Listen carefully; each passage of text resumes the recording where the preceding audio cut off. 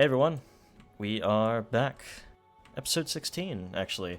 After what was a pretty long hiatus, I had some things going on in my life. I moved and all that, so had to do a lot of catching up. Either way, I'm glad we can get back here, and we're still waiting on Mr. Giraffe to come along, but for the time being, we can do a little bit of a collaborative recap here, since for all of us, it was a pretty long time. We're gonna have to try and figure out where we left off. Would anyone like to sort of give it a try as a lead, so to say?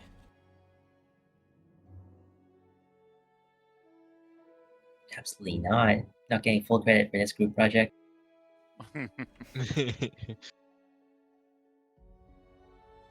Also helps me to adjust everyone's voice. I honestly don't. I know that last time we had played, we dealt with a pair of kobolds that were in our town to That is maybe correct. cause issues or spy. I believe you Oh, guys right. also started at Candlemere, in the basement of it, finishing up there. Yeah. Yeah. Okay, yeah, that's what we did last time. Okay. We also learned that Troll King was mobilizing against us and had sent those kobolds to spy on us, I believe. We also learned that the purple Tartuk was back. Looks like someone decided that he was worth reviving for some reason. For some reason. Perhaps you'll figure And it there's out. more. Or he just never died or faked his death or something. Something of a sort. But, yeah, you guys, if I recall correctly, started in the basement of Candlemere, dealt with some of the monsters that were remaining in there, found some sort of strange thing down there. What did you finish up with actually there? I do forget.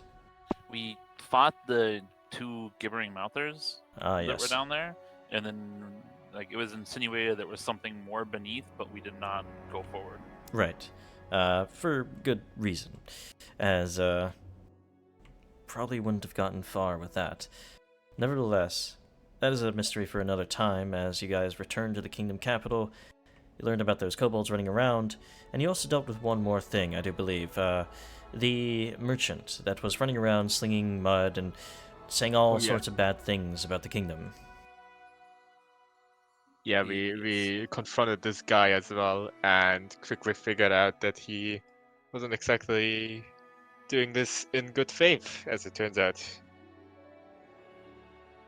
And on another note, we will be doing that kingdom management stuff at the end of the session here, sort of like at the back of it, as we usually do.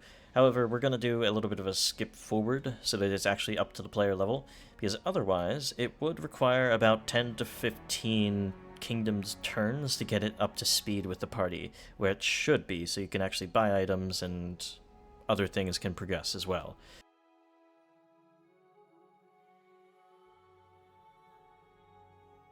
But, yeah, we'll do that at the end there. So I adjust my volume. We can get sort of into things here. The first thing you guys also might note is that your Kingdom Hall got a bit of a remodel. You can, of course, have a look around as, you've been, finalizing the details of all of it.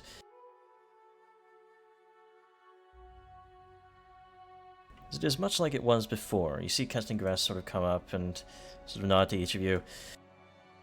There you are. Yes, sorry for kicking you out for quite a bit. We did have some, final repairs and maintenance to do on the hall here. Staglord's fort was, only part of it. The rest we had to build on ourselves. You'll find that the many halls here include everything you might need, except for a prison and an infirmary, which I forgot to have them make. Seems like a rather careless mistake to make. Well, yes. I won't take offense to that. Either way, there are rooms also for each of you in the back that you should choose for yourselves. Otherwise, feel free to explore as we wait for... Where's your giraffe friend? Who knows? Probably running into trouble if we even know what he usually does. Rooms for each of us, huh? Awfully, almost like we're at a magical academy of some sort. Perhaps so. But yes. I'm sure Draft will be along before too long, or won't be too long, hopefully. Let's actually change the audio a little bit here, do something different with it. I think this was actually one of the good ones. There we go. But yes, you'll notice that I put together these rooms to have specific sort of alignments in terms of who they might house in them. The king size bed is awfully conspicuous. It's, you know, fitting things into these rooms was difficult, so. Either way, you see Jubilast, in fact, standing in front of what would be your kingdom's treasury. Ah, there you are, finally. I was going to ask, that, well, you are, I understand, the barons of this nation, but, well, I don't exactly trust giving you the keys to the treasury. I know you can come to me anytime you want to, tap the treasury for whatever adventuring needs you have, but perhaps not getting you easy access to it would be more wise for me. Help me keep my job. That seems fair enough to me. Well, what if you decide to run off with the keys somewhere, huh? What if I will? I'm the great Jubilos Northruffle. I'm known widely throughout the world. I've published multiple articles in The Independent and other magazines in Absalom City itself. Do you think I would run off with gold? Your reputation would be tarnished the world over. Precisely. Somebody here gets it. It's also much harder to get away with it if you're not the rulers of the place. That is true, yes. Either way, it is quaint. It'll have to do for now.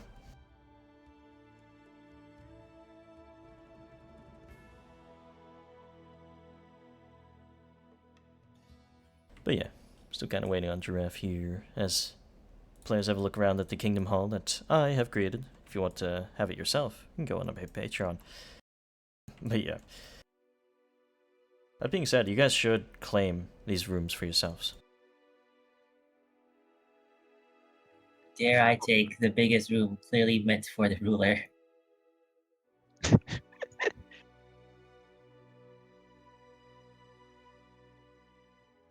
Parent will take the very magically decorated room, I suppose.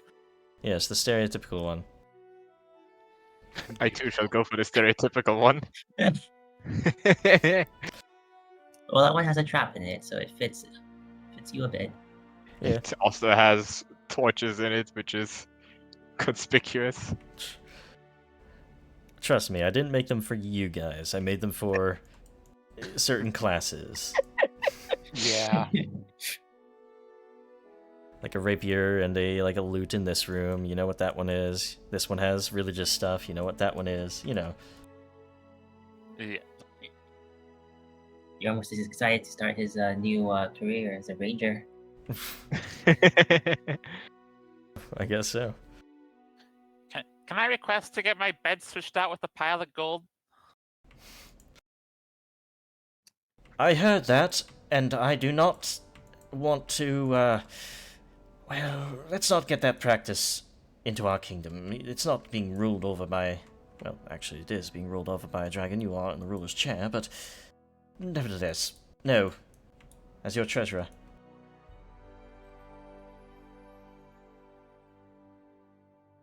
This is very depressing.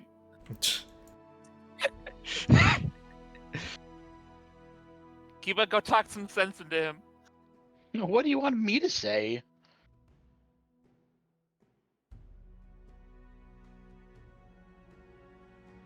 Maybe we can get you some gold looking bed sheets. Does that work? Lower that volume there a little bit. That's even more insulting. Well, Yeah, you like better a- start saving up your own funds then if you want a bed to your liking. I like how there's like a forge and everything in here too. That's nice. Yeah, with the kingdom management stuff, you may and will actually get some bonuses to crafting and such. So I wanted to make rooms that sort of... I wanted to make it easy for you guys to sort of do what you need to do. I don't have the automation in place, but if you wanted to craft something, you would go into this room, you would get the buffs sort of automatically applied to you, and then you would do crafting. That's a neat concept. Is that something that you can do through Foundry? Oh yeah, easily. Just haven't done it yet, so... Yeah. It's probably a lot of work. Not as much as you might think, but we're still on Foundry 10 as well, rather than 11. Have to bite the bullet sometime and upgrade there. But yes. Oh, there's a kitchen. Servants' quarters, all of that. Do your maps still work on Foundry 11?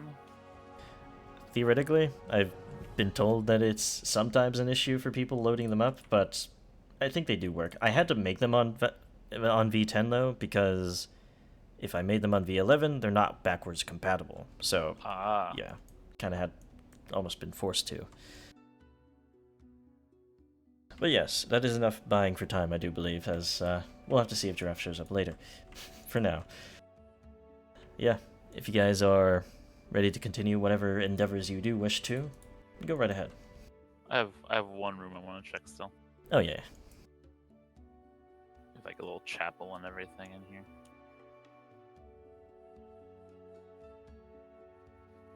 Ooh. I know it's like a green carpet, but it just looks like this. It's just the grass going through AstroTurf? everywhere. Yeah. Yeah, well. It looks good. It's fine.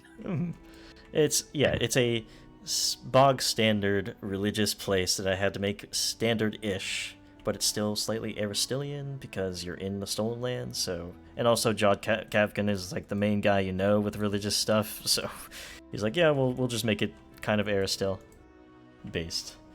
Satristian noises.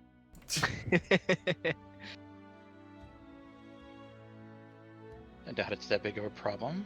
I mean, there's a lot of overlap in interest there. Oh yeah, just a place for it. But yeah, that's basically the entire Kingdom Hall that I spent many long hours setting up. But of course, very useful because you'll be here level 1 through 20, essentially. It's very good. I like it. Beautiful. I take it this room is not up for grabs for the rulers. Yeah, that's like servants' quarters, barracks, stuff like that.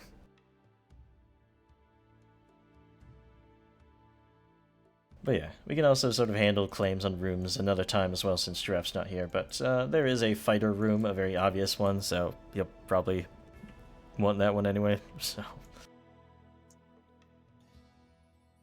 that being said, there are a few objectives on you guys' list. Mainly, you have to figure out what's going on with this whole Troll King situation. You've dealt with local unrest, you've dealt with Grigori, that merchant that was trying to foment unrest. But you heard from those kobolds, Karik and Prazil, that there is some sort of Troll King that is out in the Narlmarches, deep within its sort of, well, darkest parts, in fact. Somewhere hidden in some stronghold that you may have to find some way to essentially find, yeah. I vaguely remember us hiring our 2 new kobold friends to spy on our behalf, but I forgot what they were spying on. Well, we can establish that. Or it's in the video, but either way we can just retcon what's in the video. I think we had just talked about having them like keep an eye on stuff around here or something like that. I think. Yeah. More people for the court. For now, they have a time limit, from what I remember. 2 weeks, yeah. We do promise to serve as best we can.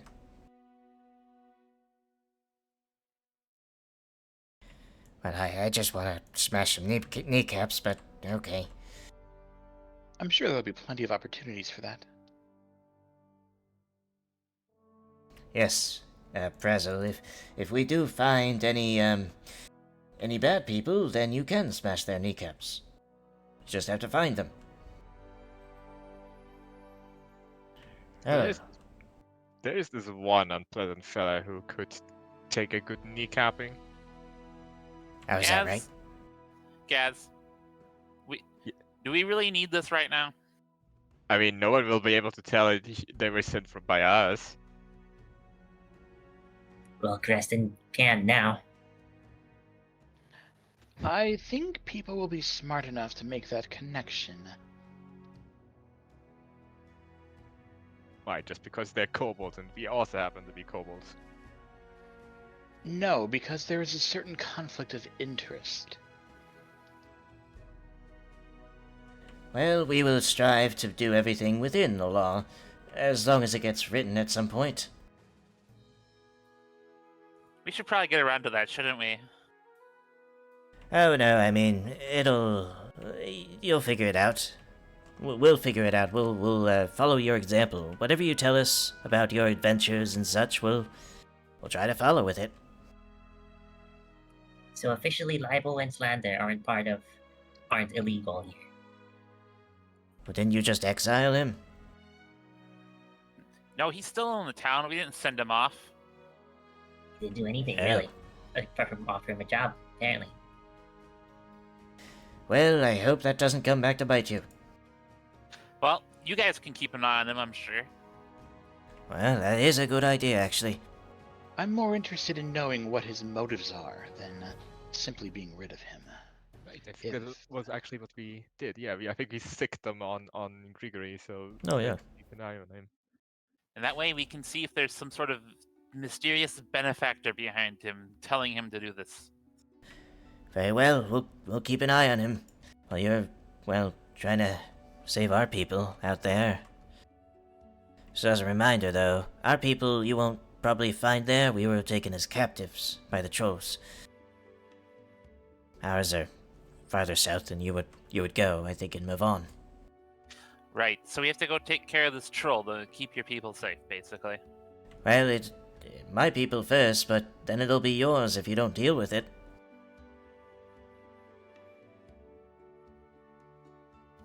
Well, I don't think there's any reason to delay. We can start heading that direction. Maybe explore as we go. Maybe we can find more information. It's a bit of a trip. We will need, if we do this, we will need to make sure that we have everything taken care of that needs to be taken care of.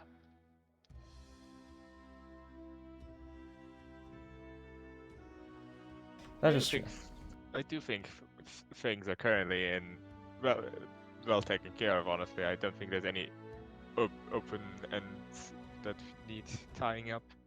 Well, if need be, we could always just spend several years worth of developing our kingdom before we go. We'll take you. That'll sort of. We'll figure out how the time skip works. It will take a year of downtime, essentially, sort of like an active year of it, when we do that skip ahead. But that'll be at the end of the session here. So, with just you four, how do you proceed? Giraffe will catch up, I'm sure. Yeah, he'll find his way, I'm sure. Yarmouth is certainly antsy about the Tartuk situation. I think we should do something about the fact that the little purple fellow is back. That seems to be a very big concern, especially considering his presumable vendetta against us. I am concerned about this. Is he using more illusions? Somehow? Well, we'll just do what we did the first time around. We dispel the illusion and beat them up for it. You mean we get blown up? We know what's coming, so we can dodge it this time, right? There's a problem. It occurs to me that if we slew him, and we're very confident that we did, I do recall, if he is indeed back, that means that he's no longer acting alone. Might not have ever acted alone in the first place. There is that possibility that we must keep on the front of our minds. We really didn't know very much what he was doing in the first place.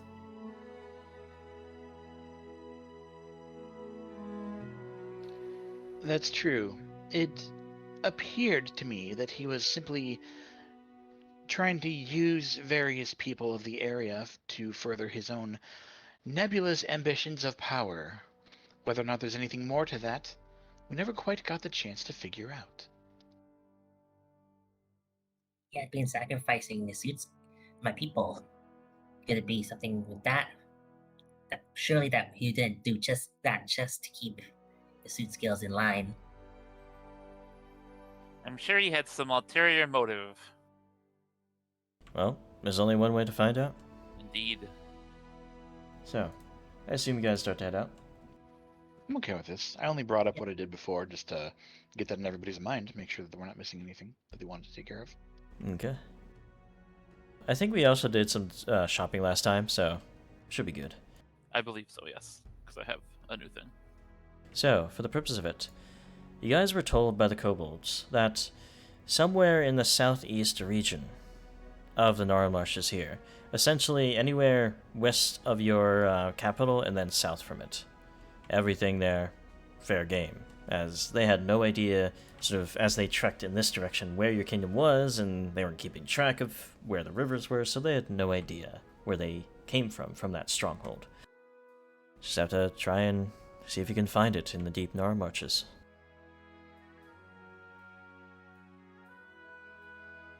Well, We might also need to keep an eye out for the boggards from that little plot thread ages ago. boggards were over in Hooktongue.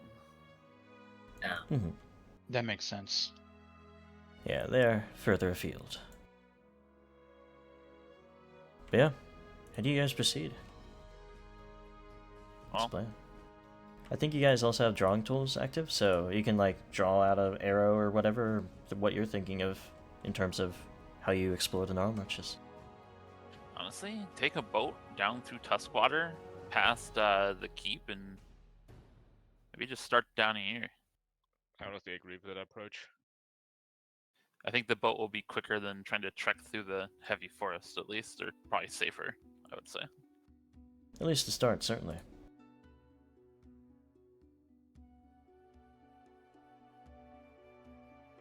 Yeah, that's good to me. And then will we be combing left to right? Totally fine. Well, I think if we find some more clues, maybe we can follow those. I'm sure there's going to be other signs of them, probably. Slightly. Just gotta keep our eyes open for oppressed kobolds. Shouldn't be too hard. As a reminder, they said there will not be any kobolds. They are further south than the border, essentially. Beyond the scope of this adventure. Yes. Just says that his tribe came from that region, and they were one of the first of the Troll King to try to subjugate. They were taken as hostages, the two kobolds, to his stronghold somewhere in this region, essentially. So, as you guys set out from Scaleport on a boat, requisitioned from one of your fishermen, you arrive about midday, essentially, down from the Tuskwater and Candlemere here. It's a pretty easy trek over water. As you find yourselves here, you have essentially the rest of the day to explore into the forests here, as they start on the edges of the Selen Hills. With Giraffe kind of following behind, Jarmos, do you want to take the lead or should I?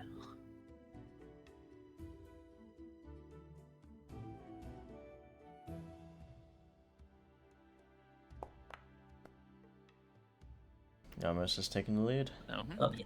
I could do it. I've got this helmet for it after all. So, Wonderful.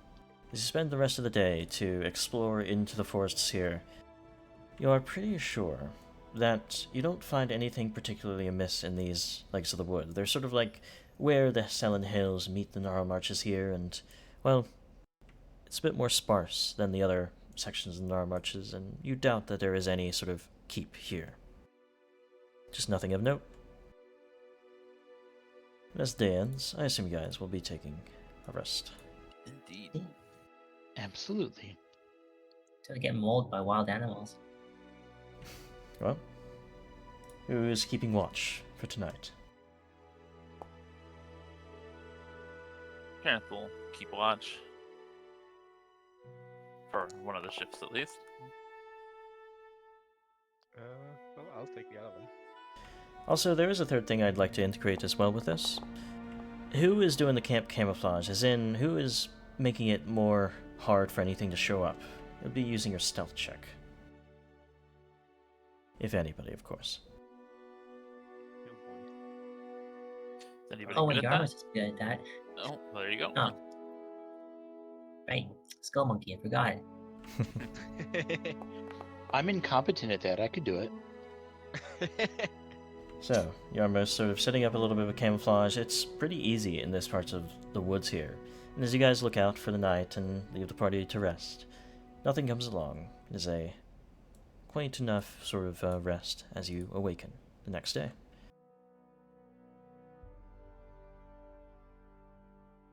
So, reaching the forests here does get a little bit more dark, and sort of the trees seem to grow above you a little bit more readily than most of the other sections you've been in. This is more wild and untamed, especially in the, of course, the deeper you go. Let's change the music for that, of course. And how do you guys proceed? Southwest is my best bet. Alright. I'm good with that. All right. Reaching the borders of the Stolen Lands by midday or so, who's exploring it? Yarmus will handle that.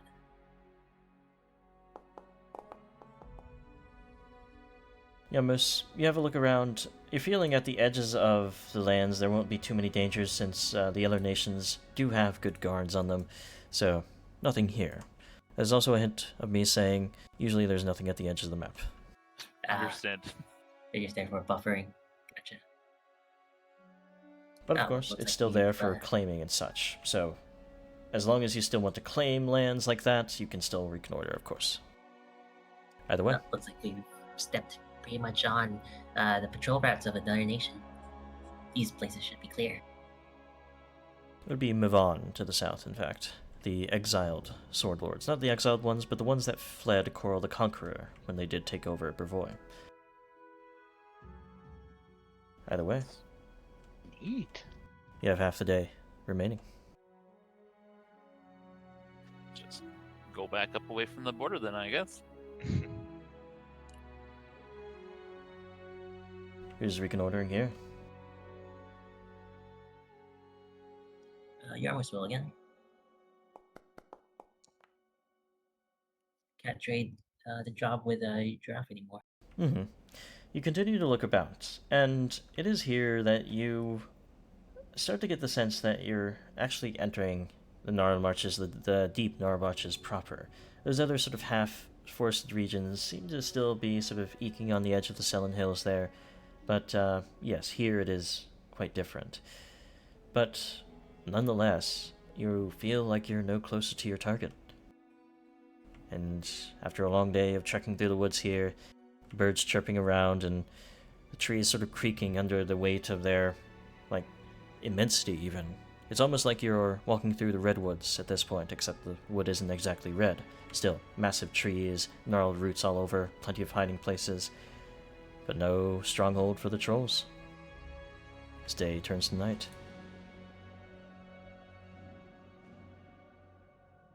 I'm not really a fan of this forest. I feel like we're running into an ambush. You think so? I mean, would explain why we haven't found anything so far. There's multiple reasons why we could have not found anything yet.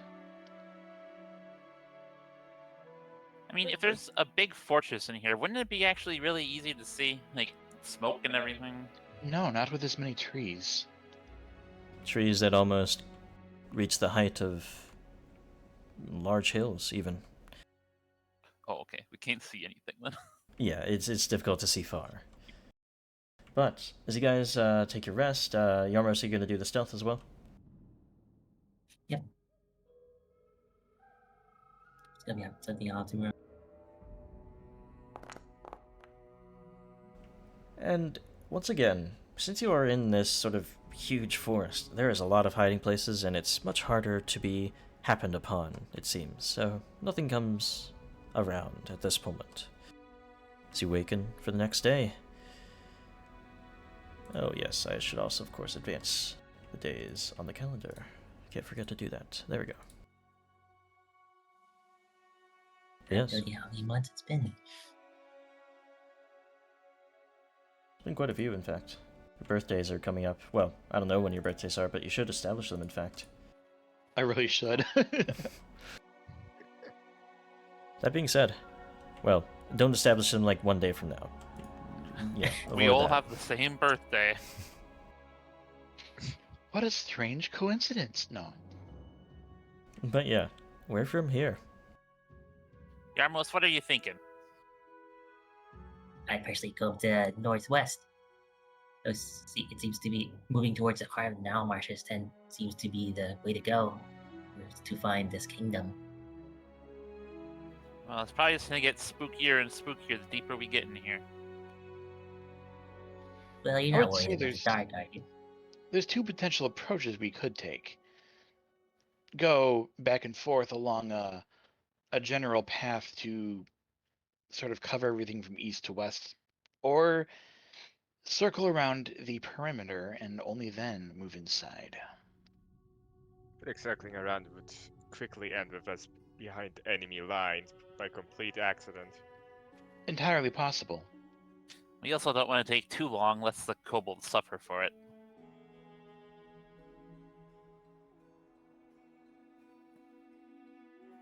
I think northwest is the right way to go. Okay, Sounds good to me. set up in that direction. Reconnoiter for me.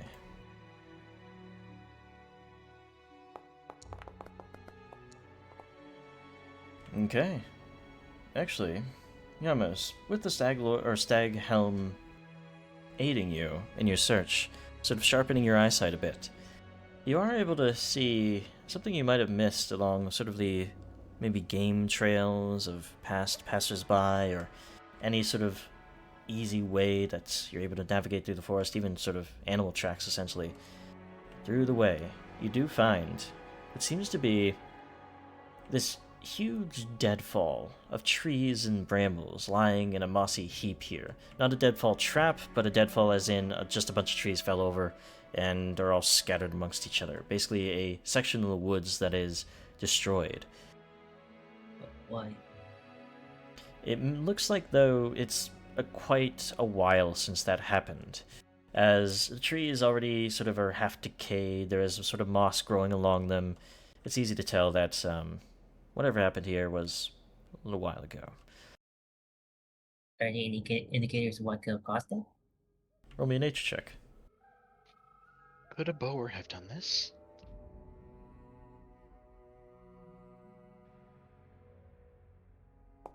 Must have been a really big boar in that case. But Yarmus, your own knowledge of, well, stuff like this doesn't give you much insight. May I attempt it? Yeah. Whenever anything like this comes up, you guys can always just declare that you're also trying it, especially if you're trained, of course. But yeah, Parent, though, you have a little bit of a better understanding of weather, in fact, and it seems like some sort of violent windstorm, maybe several seasons ago, left this section of the woods sort of like in a little bit of a valley here between some hills, definitely just like thrown to the ground. Just this particular stretch. Maybe even a tornado came through here. Who knows? Either way, seems like a natural weather event that caused this. It's still very impressive for just wind to be able to blow all these massive trees down. I will also note, as Yarmos had looked through some of this deadfall, he did note that there seems to be almost a cavern within the hollows of the sort of like tangle of trees falling all over each other. Seems like the roof perfect... is made of the roof is made of the trees. Essentially, yeah. Uh, Seems like the perfect place for something to hide. Fascinating. You know, magic users are capable of conjuring up storms. So what do you think's in there? If that's the case. Could be nothing, but it could also be more tassel worms.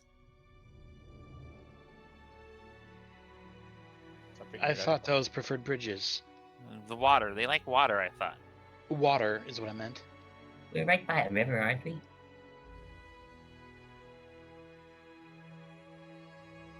You're near rivers, yeah. As far as you remember, really. Jarmos, I've seen you do hide the camp kind of well. Maybe you should take a look in there really quick. That's scouting business. That sounds like that doesn't sound like what a shaman should be doing. Is it Gaz, the scout kobold? I'm as far removed from scouting as Drav is from a bathtub. The only scouting I'm doing is scouting for talent. Or a buffet. Alright, fine. I'll take a look. And Yormos does in fact. A stealth check for me. Gotcha. I have no idea if it's something he can crawl in or if he can just kneel down to get into it. Or just Not even walk kneel. The trees are massive enough that you just walk in, yeah. In. Oh, well. And as you sort of, sidle along and be very careful with your movement through here, you sneak into this cavity there, and there's a slight bend with the branches and brambles all around you, and dead needles at your feet. You sort of look to the side, and you start to get the scent of iron on the air. And usually when an adventurer smells iron, that means It's blood. Blood. Yeah. You look around a corner, and you hear this growling of a creature that seems to be snapping into something meaty. Something feeds just beyond your vision there. Well, not just beyond your vision, because you have dark vision. You can see a figure that seems to be some sort of lizard-like carnivore on 4 legs. Would it be in nature to try to identify it? Yes. Mm-hmm. Alright, let's go get that drill.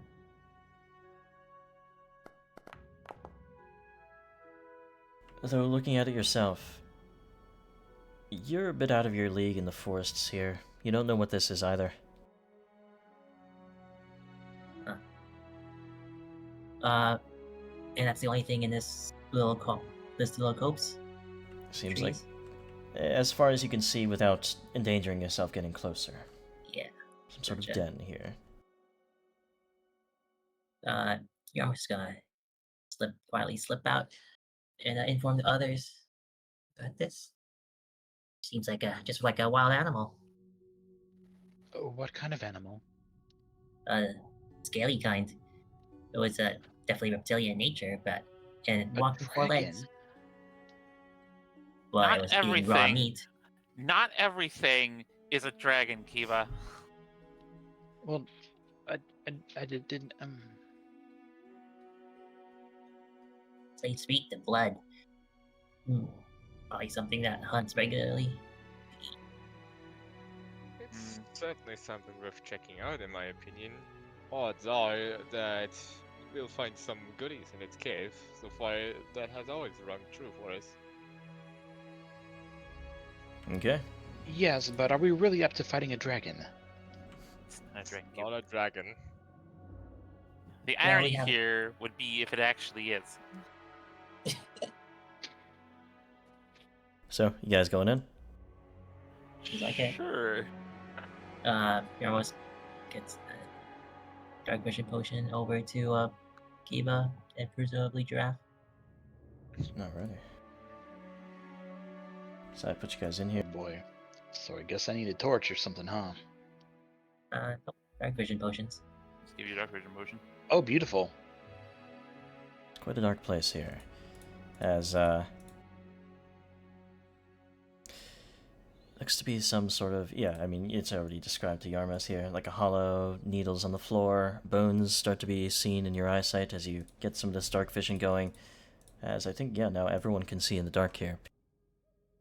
Then I shall keep my shield. Alright. So there is a corner here, you know what's around it, but there's still, of course, the corner still sort of blocks your sight lines and such. So, proceed as you will. imagine we're trying to be relatively quiet about this. Depends on who's going forward. Right here, you're safe enough, but any further steps may risk it noticing. Unless you stealth. Hey, what if I put a little trap in its way? It's surely not gonna backfire on us whatsoever. I don't want to blow up. It's quite a cramped environment here, too. At least where you're standing. So, might not be best if you started the combat while you're standing like this. So we'll have to try to reposition ourselves first. Yeah, as you know how it is with movies where, superheroes rush into a room, they sort of fan out. Combat doesn't start immediately as they're going through the door. They fan out. They get to fan out. So, before the creature is, surprised, enough to act. Or opposite of that. Well, parents will definitely try to kind of dart into the room without causing issue, hopefully. Okay. I'm going to activate a magic item, Bracelet of Dashing, to temporarily increase my movement speed for a minute. Alright, sort of silently twisting the bracer on your wrist to get the activation of the magic. That'll allow me to set up better flanks. Mm-hmm. Yeah. So you guys can rush in as you wish. It's just going to be, me waiting on the complete movements of everyone. So don't worry if, you rush in and then, combat starts. No, wait, it's okay. You Yeah, guys what can do I, follow. I don't, This know is what where we're As looking for, though. you guys rush into the room here, knowing that you probably wouldn't be able to get the jump on this thing clanking around with Kiba's armor or anything like that, you do find ahead of you At least this it's not chain. gnarled creature. You can't really see the color of it because you're in dark vision, but you imagine it might be green, not really appearing before you, but oops, there we go, turning its head towards you. Spined, red eyes that do seem to pierce the darkness here, a strange mix between some sort of carnivorous hunter and lizard-like beast as well, and it looks like it's hungry enough for more as you see these other bodies of seemingly humanoids that it was feeding upon. We're gonna start, then, with initiative. Oh no. Told you Well, it was a dragon. There goes the moral quandary.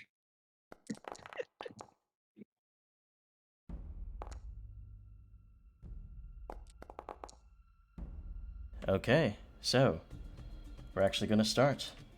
As Parenth rushes into the room here, you have the jump on it. What do you do? I'm gonna try to recall knowledge. Alrighty. Nature or, in fact, Arcana for this creature. You're getting on Arcana. Oh no, Imperial Dragon. Strangely, even though you can cross-reference your knowledge of dragons, this creature is less a dragon and more a magical beast. Some sort of beast that was, let loose on the face of Galarian by some experiment ages and ages past. That's why it's sort of Arcana. But yes, this is a Hodag. Hodags are essentially stalkers of deep forests or hills and forests and such. Many consider them only to exist in local folklore, but in truth, they are reptilian creatures the size of bulls, vicious predators with long claws that can tear creatures apart in seconds. They are also known to be quite good burrowers, in fact. But what do you want to know specifically with your recall knowledge there? One thing. Weakest save. Its weakest save will be its will. Okay. To follow it up, you know what I'm going to do. I saw this coming. So, it's going to roll its will save here. But it does succeed, actually. It can't use its reactions as long as you sustain this slight growling chuckle that comes from this creature every so often. But it is, yes, affected by it to some extent. Alright, that's all for me. Gaz, we go to your turn. Well, I'm gonna start out with an overdrive. Alright.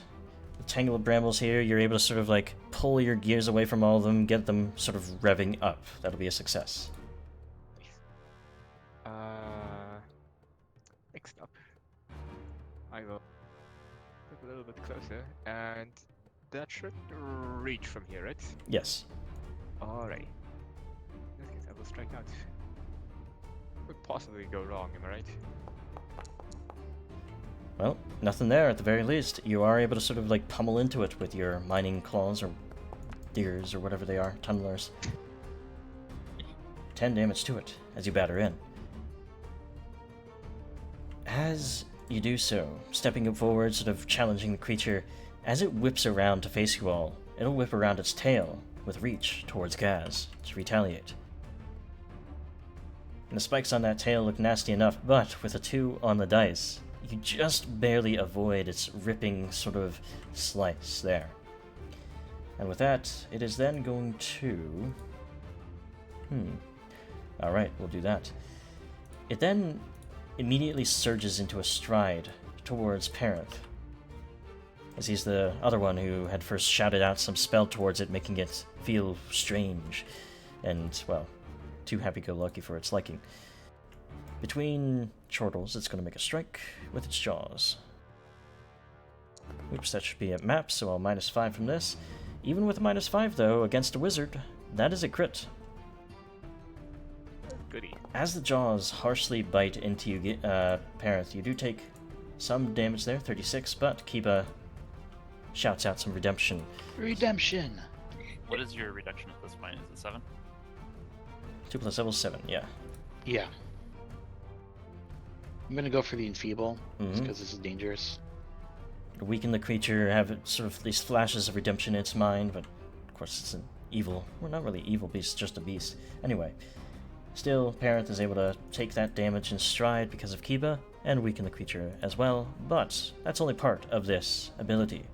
It not only strides and strikes, it also attempts an athletics check against your fortitude DC. Oh no. Boy. However, being enfeebled, it might not actually do this to you. Your save is 20, because you're plus 10. Because 10 plus 10. That being a success only because Kiba was able to weaken it enough to sort of give it a second sort of look at its choices in life, apparently. And Parent is not tossed around the room. That'll be its turn. Love Parent, that. Or Kiba. Cool. I'll get myself into a position. I don't want to approach this. This thing looks like it has a very high con save. Yes, and you're also fighting trolls. Yes, I trust me. You'll eventually have your day in the life.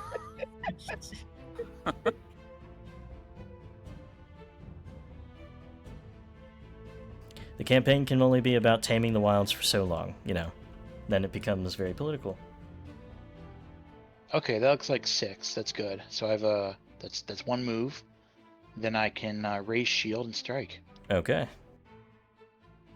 Pushing on the side of it, the bracelet of dashing, helping you get to that position. So raise your shield. What weapon do you have currently? It is the one-handed bastard sword. Okay. The shifting rune in place. It's always a fair question. You cleave into it, and unfortunately that is not a crit. You are very close to one, though. Would be Oh, cool. just a little bit more. But yeah, you do hit. So you slice in, that'll be a total of 14 damage to it. Sliced in. And the venom. Nice. It's always worth a shot if it rolls low, but it rolled a 19. So yeah, you can see the modifiers there. Yeah. It would have to roll a 2 or a 3 to actually, or even just a 2 to actually be affected by it. But either way, So great. still a slice. So, that being said, we go to your turn, Yarmos. What do you do? Yarmos has a Fury Cocktail in hand and a Blind Pepper Bomb in the other. Mhm. Yarmos comes up next to Gaz and feeds him the Fury Cocktail. Oh It's a boy. double enchantment. Mm-hmm. The double I have not automated, but I do have at least the effect for Fury Cocktail for the attack roll and such. And the double is one And then- resistance physical. Okay. Yarmos is then going to finish off by lobbing a blind pepper bomb over onto this creature. Okay. It should be possible to clip the corner of it or something to grab it if Yeah. it's not hitting anyone else. Mm-hmm.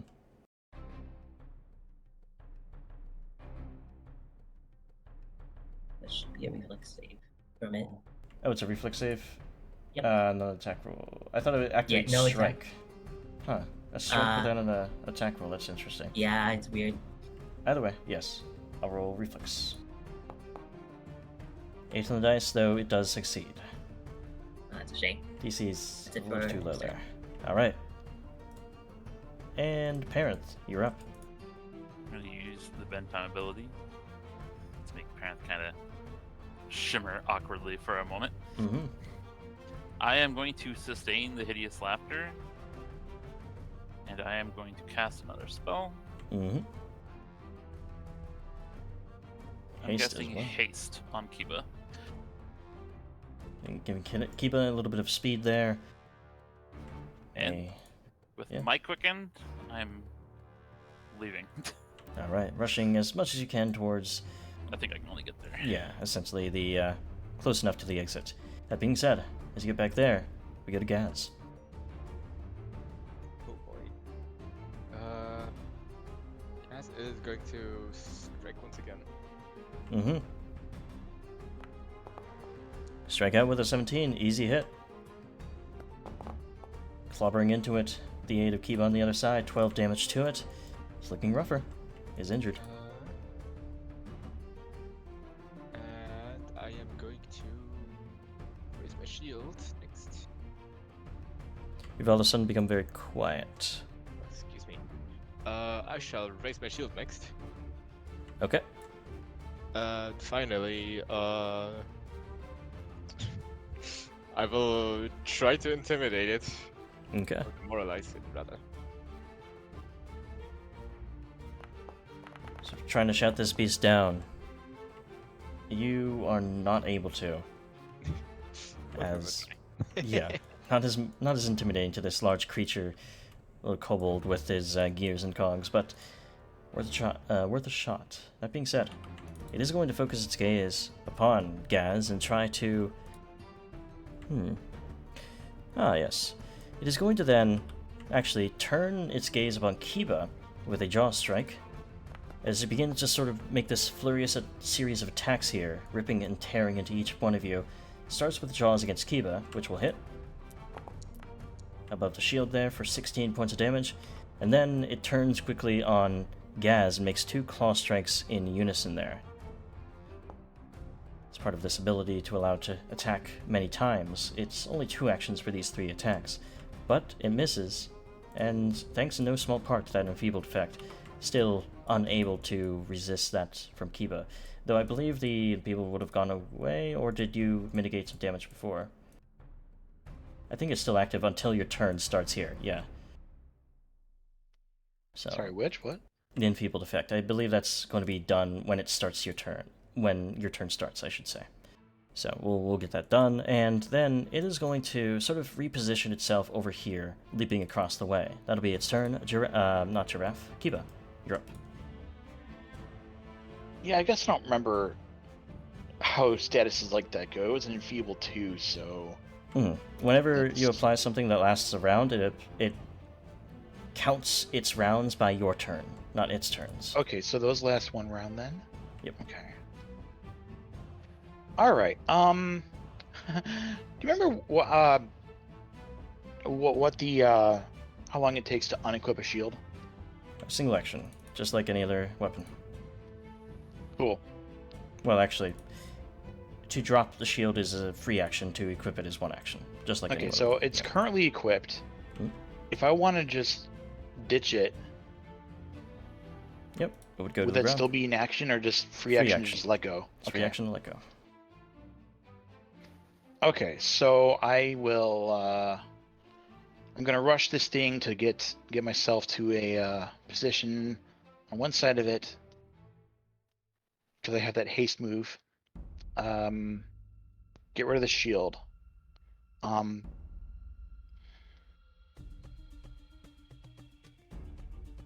And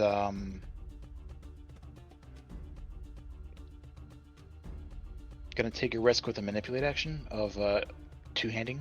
It's hideous laughter. It can't take reactions. It's hideous laughter. Perfect. So just switch it over to what else? Okay, so that was a free move. That was a manipulate. So 2 actions. If the dropping shield is okay. I'll go for my strike. Alrighty. Trying to slice into the beast as you get to the I'm back going of to it. re-roll that. Okay. Just a hero point there. Still not any better. It wasn't very good. Yeah, I have it's 1 fine. action remaining.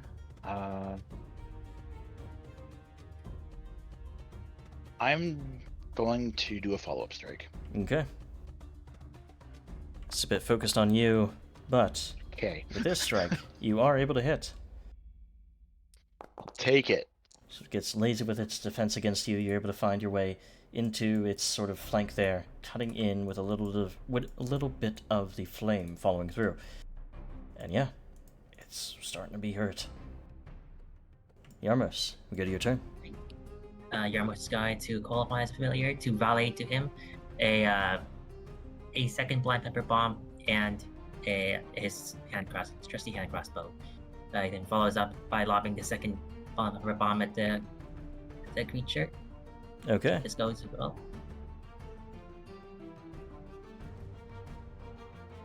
Ah yes, reflex. Yeah, reflex. It is going to very much succeed that. DC on that is DC 18. It is not going to be useful against most enemies at this point. Oh. Since it is a well, in that level, case- what level is the item? Is that? 5. Well, 5 item with DC 18. Yeah, that doesn't make any sense. Either way, for the purpose of it, it still would succeed. Well, I can try quick alchemy. I can always quick alchemy him up later so that they get the little boost. But either way, Yarmos then prepares to aid a strike with his hand crossbow. Okay. That's his turn. You have to declare who you're aiding it for. Aiding Gaz. Okay. Parent, you're up. Parent is going to sustain the hideous laughter because removing a reaction is actually still very good. Very much is. I am going to drain bonded item, and I'm also going to cast haste on Gaz. Okay. Going all out here. Give me another That is haste my turn. to Gaz there. So, yep, you have to do a give it, so I think you can drag effects onto him for him. There we go. Gaz, so you feel a little bit of a jolt of speed here. What do you do? Immediately use the jolt of speed to close the distance. Mm-hmm. Raise the shield again, just in case. Mm. And strike out at the beast. Are you planning on striking twice or once? Probably only once. Alright, Yarmos spends his aid here then. Okay. So both of you make an attack roll. No. May be able to help if Yarmos gets a good roll here. DC is always 20, and you would have had to have essentially a natural 20 on your attack rolls to get the 30 that would be required for a critical success to get Gaz to hit. So, yeah. Missing that first strike, Gaz. That is unfortunate.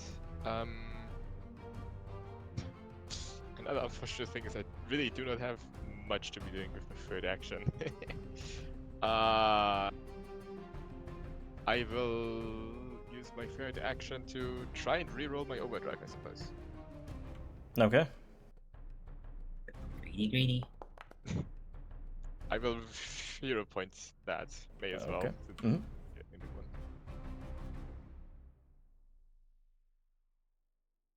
Try to get this even into a little bit more power, but unfortunately you're not able to. With that being said, That's my turn. we go back to its turn. As it still feels itself a bit surrounded here, it is going to try to turn its tail upon Kiba here. Slinging its spiked tail towards him, this will be a critical strike against Kiba. A very good roll from the creature for a total of 28 points of damage. And its second action Nice. with the tail will be to knock you down automatically, as per the knockdown trait. And with the third, it is going to rush across the room and close the distance to its other foes. That'll be its turn. So it gets here. Keep up. That's not good. Yep. No haste for me, huh? What? Haste gives you the additional action at the start of your turn. But remember, you can use it as any... It's not. It doesn't need to be the start action. It can be any of the actions during your turn. It's just that's when it provides it to you. Would standing up be Yay. considered a stride action? 'Cause No, it's it is only- a stand-up No. action. But So, still, if you stood up and strode, that second action strode would count for the quicken. So you're good. I'm gonna stand up and stride. Don't worry. All right. Alrighty. Okay. You got it. You got it. Okay.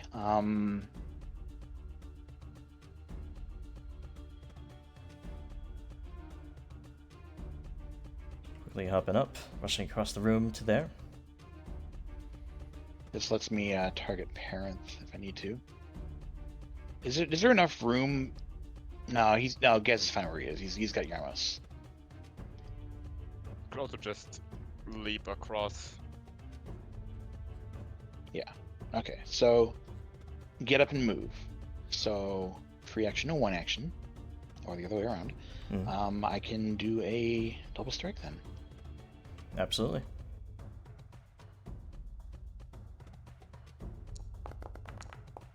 Rushing up, striking in, 4 on the dice. Your first, as it was last time. Too slow. I'm not going to use my new hero point yet. I'll do my follow-up strike.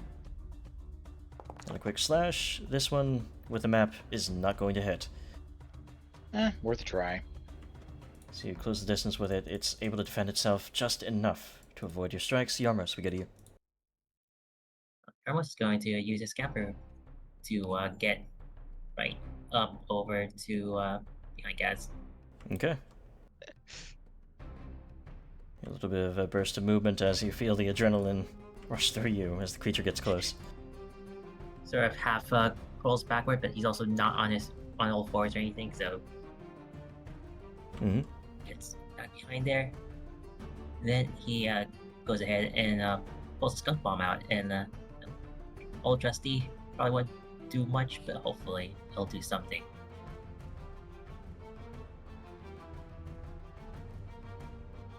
And this should... He lobs it. Okay. Make sure to put the bomb's effect out to chat so I can roll it, but for the purpose of it, as the cocktail there, but for the purpose of it, either way, it critically misses with that strike. Ah, gotcha. So, takes no effect on the creature. That's it for your arm's turn. Parenth, we get to you. quick question. Would the creature be able to fit into the entryway if parents were to retreat that direction? For the purposes of it, it was a little bit difficult to get in. So you may not find yourself able to push your way out that direction. Understand. I'm going to sustain the hideous laughter. I There's an action for that, isn't it? Isn't there like squeeze or something? think it's fine. It's for the purposes of combat's going off the map is very difficult to run. It just makes it Gotcha. harder, Yeah, that's and fair. it won't change anything. I guess I'm double moving. You wouldn't have had much to do with the single action anyway if you sustained it. So, Yep. for the purpose of it, you rush across the room once more as the creature tries to close the distance with you. So, Gaz, we get to you.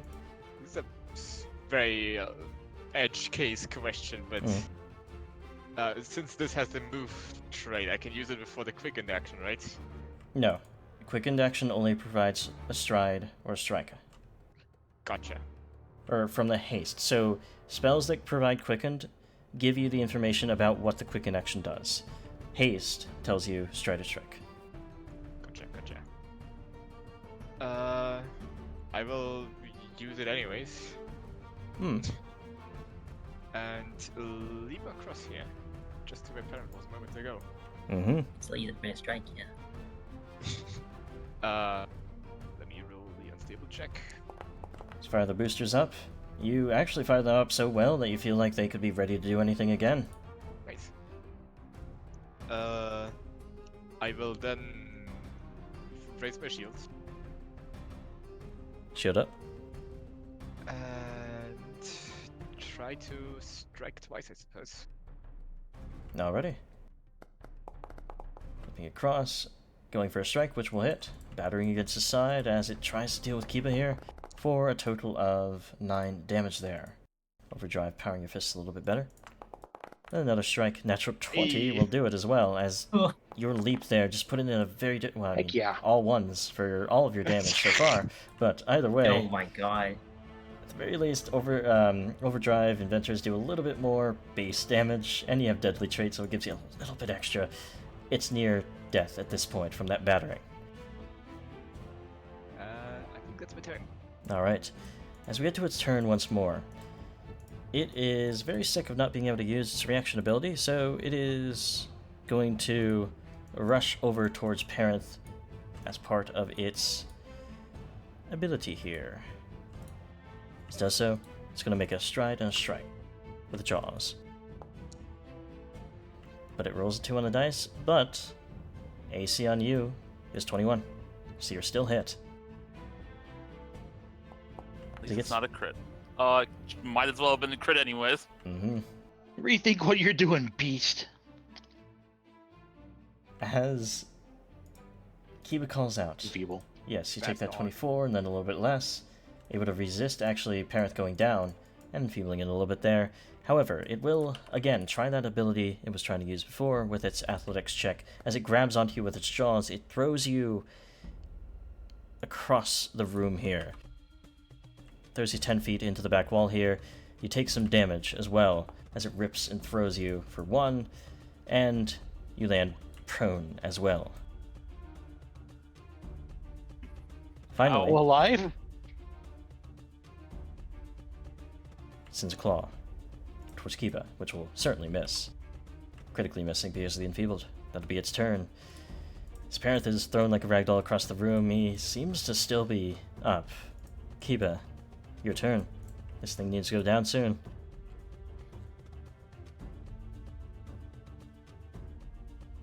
Reposition. And, I'll go for it. We might be able to just take this down. If you can get a good hit in. Okay. So that's free move. Here's my first action. 7 though. 21 is... Gotta get at least into the 10s. Yeah, I don't like that. I'm re-rolling it. Okay. Reroll for a 2 instead, as So that's- unfortunately... Is that will that hit? Will that one hit? No. As you rush around the side, you're so focused on trying to maybe help Parenth or trying to block the creature that your strikes have not been that great. Okay, well, I have another strike. This one's gonna roll 20 and it's gonna be incredible. I'm gonna love this. Well, you It rolled was an an 18. which does hit. Barely. You got something there. In fact, Hey, all you gotta do is be nice to your dice, and they'll be nice to you. just slice in. The creature takes a near fatal blow as it's knocked back, but still growls forward. Yeah, I'm gonna try minus 10. Good luck. Fish. Not much else to do right now. Crit fish, let's go. Here's a 20. It Nothing didn't there. work. Yeah, natural 20 would have been required there. So, Yeah. that being said, somebody else may be able to finish this thing off. Yarmos, your turn. So, it's near death, you say. Yarmos drops his crossbow, gets familiar to stake around his body, grabbing another 2 skunk bombs. Mm-hmm. He basically lobs both. Or maybe just one of this works. Chip damage. Well, hey, natural 20. Okay. Roll the crit damage for the stunk bomb. Wonderful. As you sling this off, it takes 10 total damage there. And unfortunately, it is barely surviving with 2 health remaining. It already here applied the comes the second splash, one. so yeah, go for the other attack. Actually, I need to roll its fortitude real quick, yeah, but technically. DC 17, I'm not gonna- it can't succeed or can't fail on unless it rolls a natural 1. Yeah, good grief, my stuff is terrible. Anyways. I forgot to fly map, sorry about that. Either I'm way. also gonna reroll that anyways. Okay. So just apply map or just re-roll and then we'll apply the map anyway. So 28 to 23 will not hit, unfortunately, but it will still roll its Unfortunately, still a splash, yes. fortitude. Which, yeah, it still critically succeeds. Either way. That being said, anything else? I still get this splash for it. Damage. Oh yeah, actually it would get the splash damage, which will be 2 damage, which is enough to kill it. Oh my So- gosh. Oh yeah. As you do sling off both bombs, one hits it across the face and the other sort of like subsumes the rest of its body with the poison, and getting into all those wounds on it, it does weaken and fall to the ground. Now dead. A beast that may have been trouble to some travelers in your kingdom has now been vanquished. Give yourselves, let me check real quick, 80 experience points for that. Nice. I would Well, depend, that's one less man-eating monster to pester the merchants. And it just continues to lay on the ground where he was tossed like a rag doll. Might just earn us a bit of brownie points with the Troll King if we actually do manage to enter negotiations with him.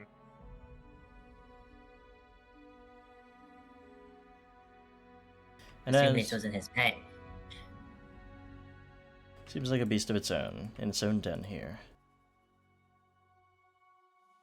But as you rush over to help Parenth, those not of the healing mind also notice a few things strewn around the ground here. Certainly many bones and corpses, some seemingly fresh of humanoids. You see some axes on them, may denote them as loggers, but you find what remains of them as well, including their loot.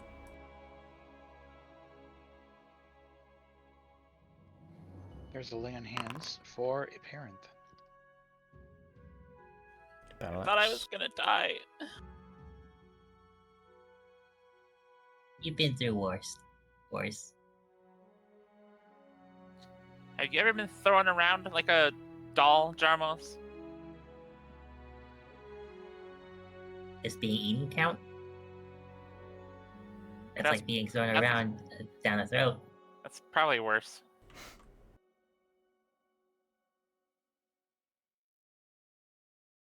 Quite nice armor.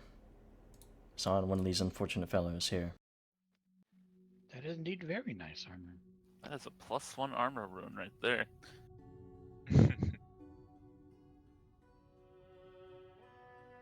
I forgot the armor runes or anything. Oh wow, look at that. It's a direct upgrade to what your almost has on right now. Ooh. Quite Enjoy. coincidence, which you'll agree. I Wonderful. will just vote for you then. Many thanks. All means, take it. Encumbered. Oops. I forgot to change the name of...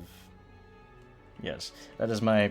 I duplicate these tokens to make it easy on me when I set things up, so... Loot Template Dupe. That is its name. At least on the token. I don't know how I actually got Loot Template Dupe, because the token name is just Loot. That's weird. Huh. I say we stuff the rest into our party inventory. Yeah. That sounds like a good plan. The bag of holding. Very nice looking spear.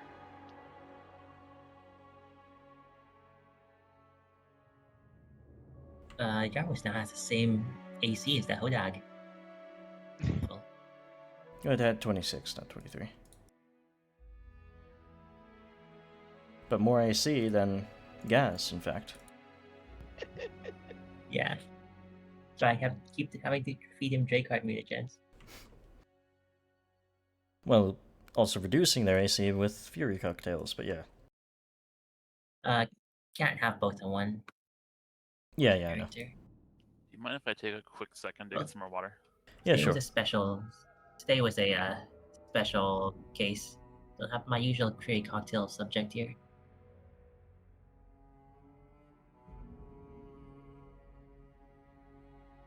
Yeah, I don't know exactly where he is. Might be busy with something. Oh. Oh yeah, he mentioned that he was busy with something and he can't join us today, but he'll be here next week. Very well. But yeah, as you guys scour the rest of the place, I assume you will just sort of heal up as much as you can with Kiba sort of spamming lay on hands. I can also Yep. heal up with my medicine Hmm. stuff.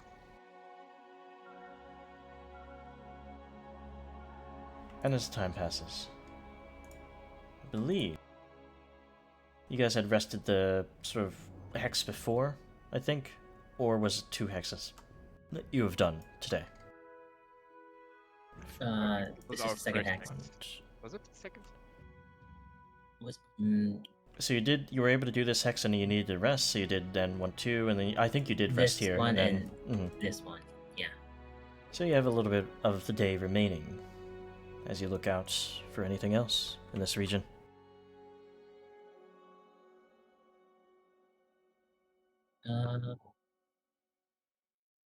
Like exploring another hex. I'm back. Yep, I'm gonna do that. I'd Okay. say continue northeast. Yeah. Northwest, excuse me. No, right? Everyone's gonna take that again. Did we rest after this, or are we moving on without resting? Without resting.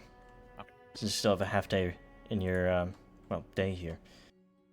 Yarmos, as you come to this area, it seems to be just at the edge of where this river that goes to the Lizardfolk village, that goes to Candlemere, sort of begins. There's many little tributaries, little sort of creeks going across this region. It's quite a beautiful little region here as it sort of like rises a little bit in height.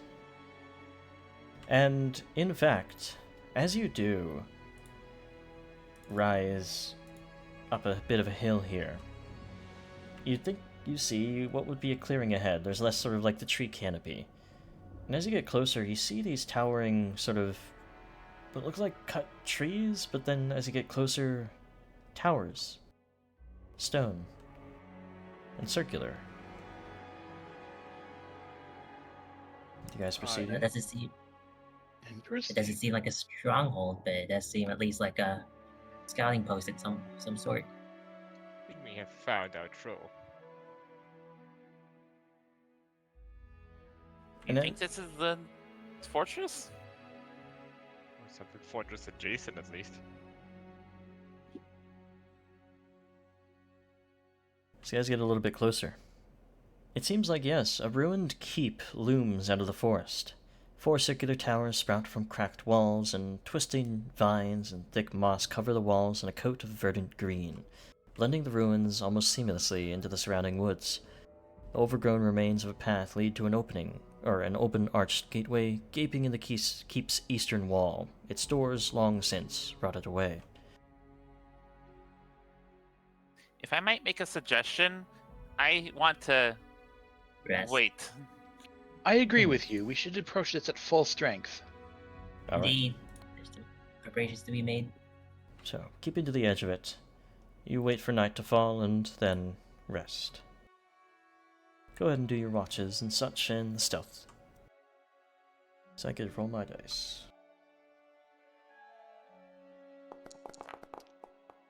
The stealth includes animal repellent, as always. Oh Just yeah. remember that before. Must apologize a little bit if I'm a little bit under the weather. Like there's this like fucking Sahara sand coming through Texas right now, so Ooh. not great Yeah. on my throat, but yeah. Oh yeah, that's okay. That's been traveling a long way. Good grief. It usually Across the kind of continent? does. Across an ocean even. Yeah. Yeah. As an aside, do you want me when we're resting like this, do you want me to roll for my repairs for my shield or just hand wave it because we're resting for a long time? No, yeah. I mean, you could probably just hand it over to Gaz. There's a 99% chance he'll fix it. Oh, perfect. Perfect, yeah. Or parent, even. Or Jarmos. Or Yeah. Javelin, yeah. I'm merely trained and I don't have any of the special feats like quick repair or whatever. Even so, it's 10 minutes per roll, and yeah, it's so trivial that it's not worth rolling. Perfect, thank you. You're in a party with 3 crafters. But for the purpose of it, the night definitely goes don't by without interruption. You guys gain some rest, some renewal, and may be ready for this keep that seems to sort of be verdantly intertwined with the lands around it. They've been here for a very long time.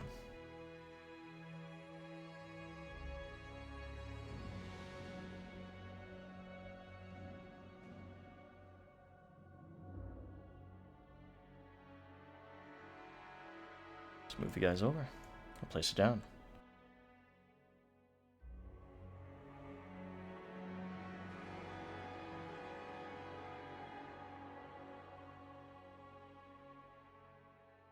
This is one of the maps I'm quite proud of on my own end. Awesome. Oh, let's see it.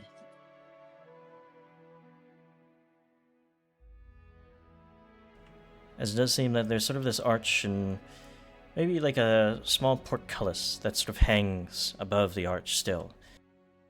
Though it seems open, and some strange keep in the forest lies before you. Is there any indication that there's been any other people around here recently? Roll me a survival check to check. No, we can see. Well, I'm not sure if everyone can see it, but I can see on my end. But there's a DM some note, DM yeah. notes. Yeah, How? Wait, what? on the left side. Hover Wait, your text. cursor over it.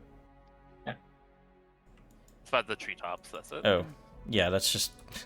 I don't know why that's not... I didn't make that invisible. There we go. That's just for me when I distribute these. Just helps people. Yeah.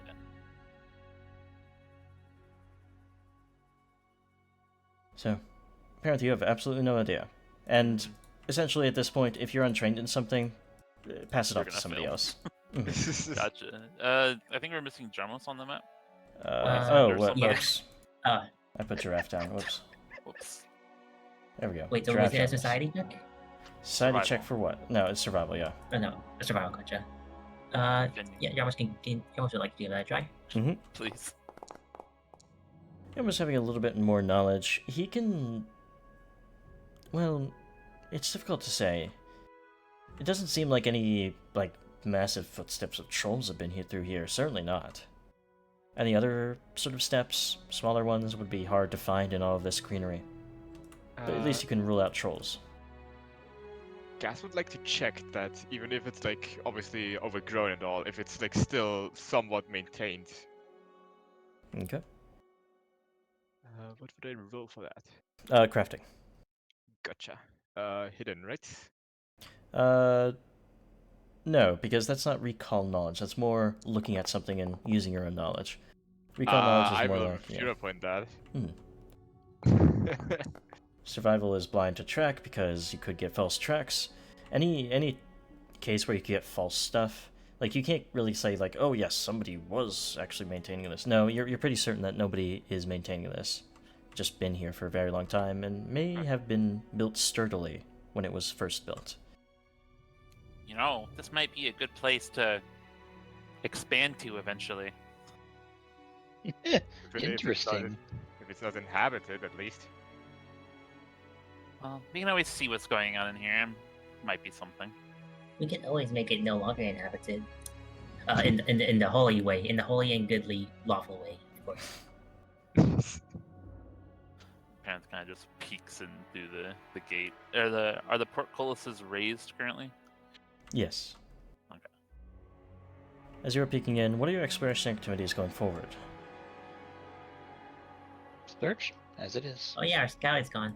Well, looks like Yarmus gonna have to do that again. If you are searching, roll me your search check as you look to enter this place. I'm suddenly very suspicious. Can't place why. You can't. None of you see anything much. Well, Panther's gonna peek his head in. Well, unfortunately, none of you had very good rolls there. And I need to get better on calling for perception rolls when, well, you're not expecting something. That being said, as Parent steps through, there's this tripwire that seems to have been that's sort of spooled into place there. As he trips it, it snaps, and the portcullis begins to fall right on top of his head. So I need from you, Parent, a reflex save, please.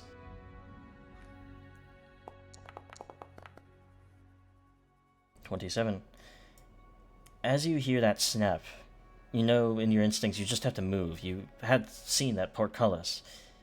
You jump away just in time and take a glancing blow from it, not the full damage, luckily enough. So you did succeed on your roll. Oh, I should be in public now since I'm not rolling hidden stuff. You take 12 damage there. As the portcullis slams shut, it also leaves the rest of you outside. Whoops, I didn't make that opaque or see-throughable. I shall do so. There we go. How high are the walls? They seem to be about... Actually, let me check. 20 feet high. Nice, that is jumpable for me. Boy. Maybe we shouldn't move into this place. Oh, you have to extract you for, now. Well, if it was open before, it must be able to open again. Perhaps there's a lever or something inside. Considering it was secured with a tripwire, I kind of doubt it. You look around, there's no lever. Seems like whatever other mechanics may have existed here are long gone. Impressive that tripwire could last that long. Can I do a crafting check to see how old that tripwire might have been? Sure.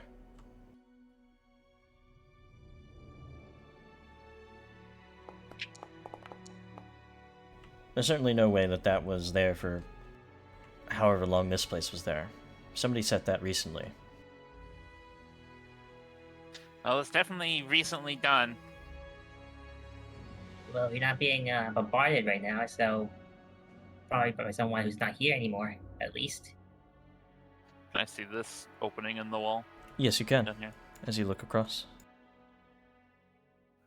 There's an opening down there. Baron kind of gestures to the southwest. I'll just go out that way. Or should I wait? I think we should probably join you. Or rather, Kiba and Jarmer should probably go south, and I'll just hop on over if you don't mind.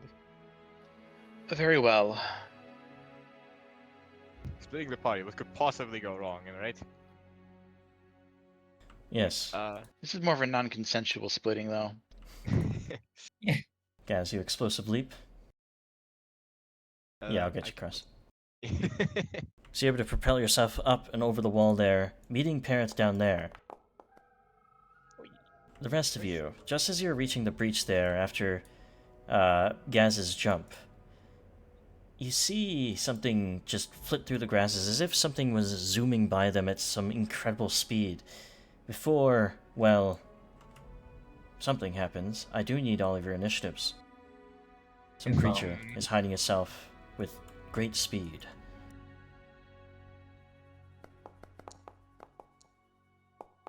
Oh no. I'm gonna use a hero point on my initiative. Okay.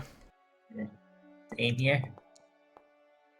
You rolled a nat 1 and still have higher initiative than me, that's impressive. Move these trees for now, just to make it easier for the stream and such.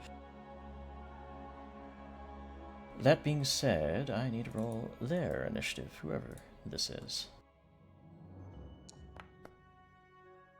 And yes, we begin the encounter with all of a sudden, Gaz and Parent, you feeling this just immediate brush of air, like all the reeds around you sort of shoot by you. It's almost like something is going at such an incredible speed you can barely see it. And because of that, Parent, all of a sudden, you feel something cold and sharp pressing against your scales. As this creature, whatever it is, strikes in with short sword. Oops, this shouldn't be blind anymore. I should be rolling in public for combat. This is a easy, for this creature, critical strike against you guys, or Parent. And you should be flat-footed to this as well, so that his damage is based on some sneak attack here. 40 total to you, Parent. Oh, okay. And I need a fortitude save as well, because they have an envenomed blade. Ah, my thing. But you're not going to fall, at least to that, as you sort of quickly cover up the wound and wash the blood out. You also see then, as this creature's third action, it just is zooming away at an incredible pace here. But did they change how fast they... No. Oh, okay, yeah, there we go. Yes. It disappears immediately behind the way here, shouting out to all of you in common. It's my home. My home. Get out of here. Go away. Disappears around the way. That'll be its turn. Parent, what do you do on yours?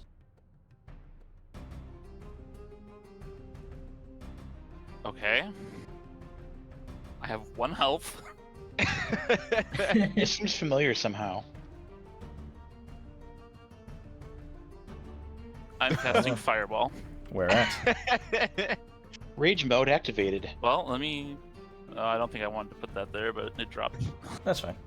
For the purpose of it, I'm going to make their save. As you sling this fireball after this zooming target around the way. Luckily for them, they have a very high reflex DC, or reflex save, but they still take some damage from this. So roll damage, they'll take half. As you batter this into them, they take that 11 damage. And you hear, "Oh, you're burning it all down!" well, That's what you get for stabbing me! that happens. Okay. We'll keep that in mind there. Anyway, you sling that off. Anything else? I've got an action left. I am going to drink the Drakeheart Fusion that I had in my hand. Okay. Drinking the Drakeheart, trying to defend yourself a little bit better there. And we'll go to Yarmos. You saw that explosion on the other side over here, and you heard the shout of the creature. Perhaps it is over there somewhere. You just may not be able to see it from your angle. Huh, well, that doesn't seem very good. In that case, you almost, I presumably from that shouting, that's enough time to have drawn stuff as part of getting up combat? Yeah, you would have had your usual combat stuff prepared. Yeah, in that case, Yarmo said, takes a step over and, here, Kiva, you might be needing this, and feeds him a, double trade cocktail. Okay. If you're a cocktail and keep it, remember you can drag on the effects for your allies. Oh, there we are. Yep. Gotcha. And then, Yarmos, is it fair to know that a parent is hurt right now, or? You saw him get hurt. Oh, okay. He probably yelled that's out too. Yeah. Okay, so that's in plain view. Yeah. Yeah, I'm not. Yeah, the shadows from the trees are a bit ambiguous to me. I don't know like how low the canopy is or whatnot. Oh, no. Yeah, you can see under them. Yeah, they're regular trees. Gotcha. Anyways, in that case, Yarmos starts making his way over to at least regroup a little. Yeah, that's it for his turn. Alright, Kiba. A little bit of fury. What do you do? I'm gonna activate my bracelet. So let's command.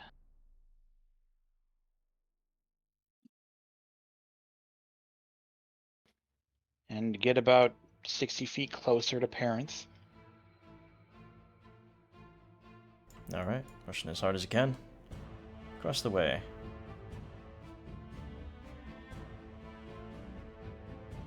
Yep, color coded to tell you first is blue, second action is yellow. I love this so much. Just rush right across that base of the dashing, adding a total of 20 movement to that. You're quite close to your allies as you try to regroup here. And I'm gonna shout out, "Stop fighting! We can talk." Let's see what happens if anything happens. So, I agree with Kiba's approach. I, for one, think that I don't think we'll be able to even land a punch on this fella. We just wish to talk, mister. Roll me a diplomacy check. Terrence does not agree, by the way. It's tit for tat with that fireball. You know. Now we're now even. We can talk about it, right? You hear shouting back. Talk? Why talk? You can't catch me. You can't hit me. You can't hurt me. I'm much faster. And I like your hits. I'll take them. Gaz gives Kiva a sheepish grin for his rather poor attempt. Not everyone's willing. I will overdrive, just in case. Okay. Oh, Critical success. Natural 20. Cool. time to not use that whatsoever. Well, there may be ways. You just gotta figure out how to deal with an enemy just with incredible speed here. I think I get a third action, right? Yep. Okay, raise shield. Shield goes up. As you defend yourself there, we go to whatever creature this is. Leaving yourself in the open. Leaving your allies out. Away from your friends. You see him rush around, immediately attacking Yarmos. From there, let me see, does he get, what's he get here?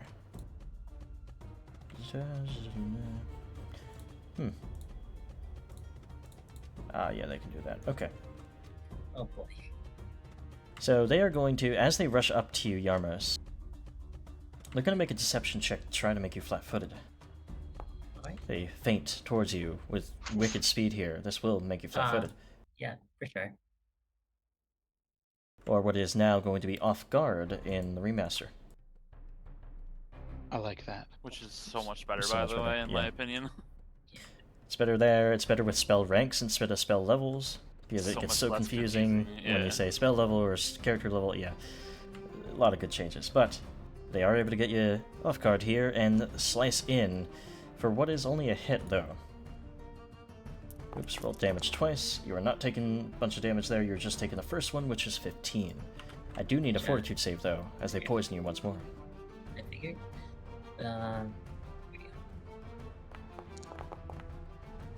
22 is enough to avoid this poison, in fact. As your own knowledge helps you out a little bit there. That'll be their turn. That is all 3 actions for them, actually. I Parents. almost realizes that you have to keep your heart rate down instead of washing it out or whatever. Alright. It's very amused that poison being impotent just goes both ways in this campaign, apparently. Trust me when I say it's...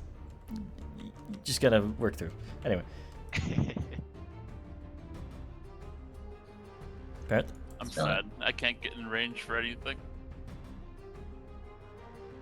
Do you think your allies could help Get in you in range for getting range anything. for anything? Oh wait, no. I can just do this. Ah, yes. And it shimmers again. Betting time from your background ability. Gonna give you one little burst of speed. I'm gonna use a reach spell, Mm-hmm. and the one thing that may be able to slow this guy down. Well, that wasn't what I was thinking, but... If I had the spell slow, it would actually work, but It does succeed, and it does seem to interrupt something they were planning as their reaction there.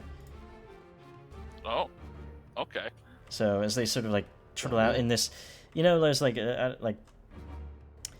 cartoons where somebody gets like sugar in them, like an old timey cartoon, that kind of laugh, Vibrating.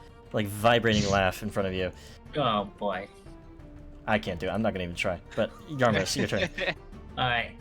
Yeah, you remind me of the Fae. Yarmos then tries to point blank a skunk bomb to this thing. All right, to the boughs of the tree here.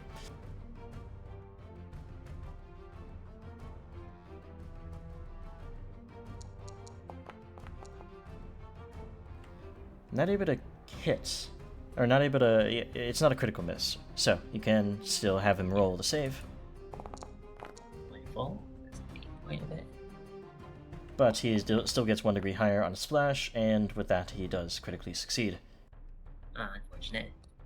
Well, in that case, well, the thing seems unable to make any major strikes at least. So he continues to scamper up to here. Oh, that's a lot of movement. And then he, Ramos goes ahead and gets his familiar to validate how it's a healing potion and a second skunk bomb at the first turn. Mm-hmm. Kiba.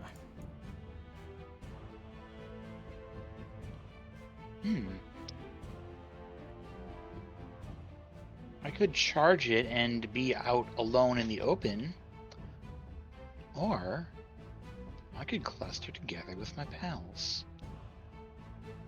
I think we should probably prevent it from getting in any more strikes in turn. Oh, that would be ideal, of course.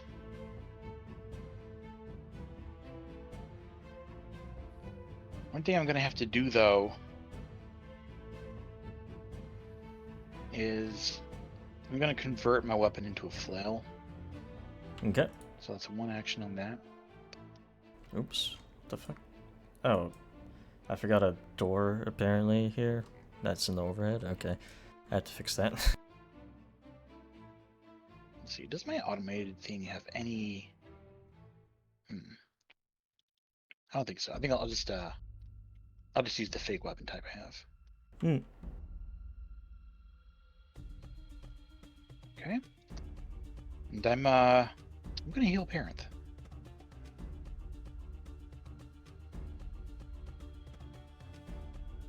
Okay. Rushing up. Lay on hands. Try and protect and heal Parent as much as you can. 18 there.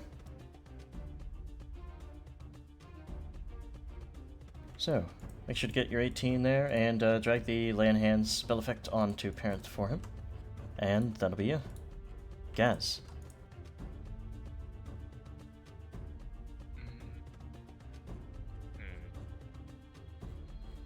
He is simply going to move over here and step into the way.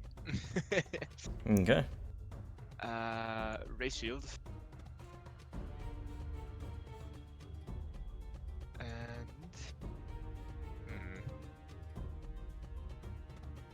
may as well use the. No, I shouldn't.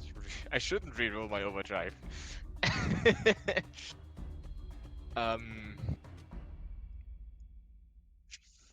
me check something. That should still be in range for demoralizer, right? It is 30 feet. Undemoralized, they are 35. Unlucky. So, oh, and also, you guys may notice if you just hover over an enemy, it'll tell you the distance. Yeah, I'm loving I that. was wondering what it was. So you don't have to use rulers anymore, which is quite useful. Anyway. Indeed. That still means I will use my last action on a battle medicine in that case. Alrighty.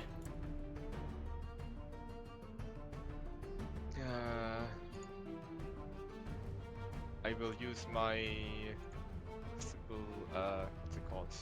My feet. Mm.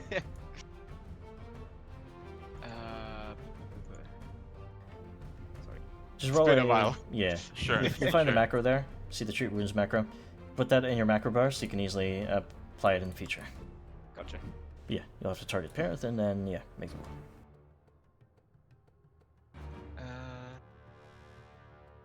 Yoink. There we are. Did you use insurance or? I did use assurance, yes. Oh, okay, good. So, with that, 15 healing for Parent. That'll be your turn. We go to the creature's turn. Well, cowing. Even if you think you can try to stun me with this spell, you can't. And rush up and try to,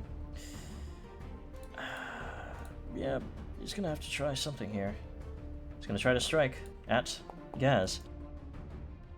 Step away from my home, my door. This is my place, not yours.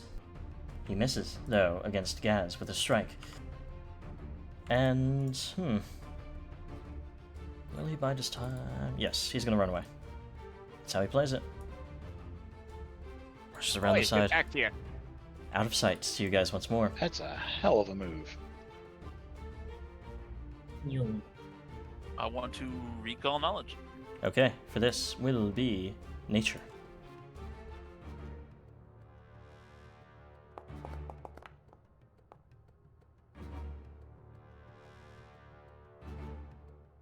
That is going to be, unfortunately, a failure. You're not sure what this thing is. Seems like its main thing, though, is speed. Do you guys want me to set up some grease traps? Well, that seems reasonable. Although now, since it just ran away from us, it's going to have to run to us again. We should hold our ground. If it's so afraid it can attack from a range, it would just do that. So it has to get close. I'm going to cast grease. Okay. Where are these squares going to be? Line straight down this way. It's Okay. like starting here. Just like going down, like I'm making like a roadblock kind of thing. Yeah, gotcha. So this would be 5 and 20. There we go. So, you spread the grease out there as you cast that spell. Since you did try to recall knowledge and cast this grease spell, that does mean the hideous laughter is unsustained. Oh, okay, whatever. So, that'll be your turn. Yarmus, you're up. Yarmouth tries to recall knowledge as well. And that thing. Nature.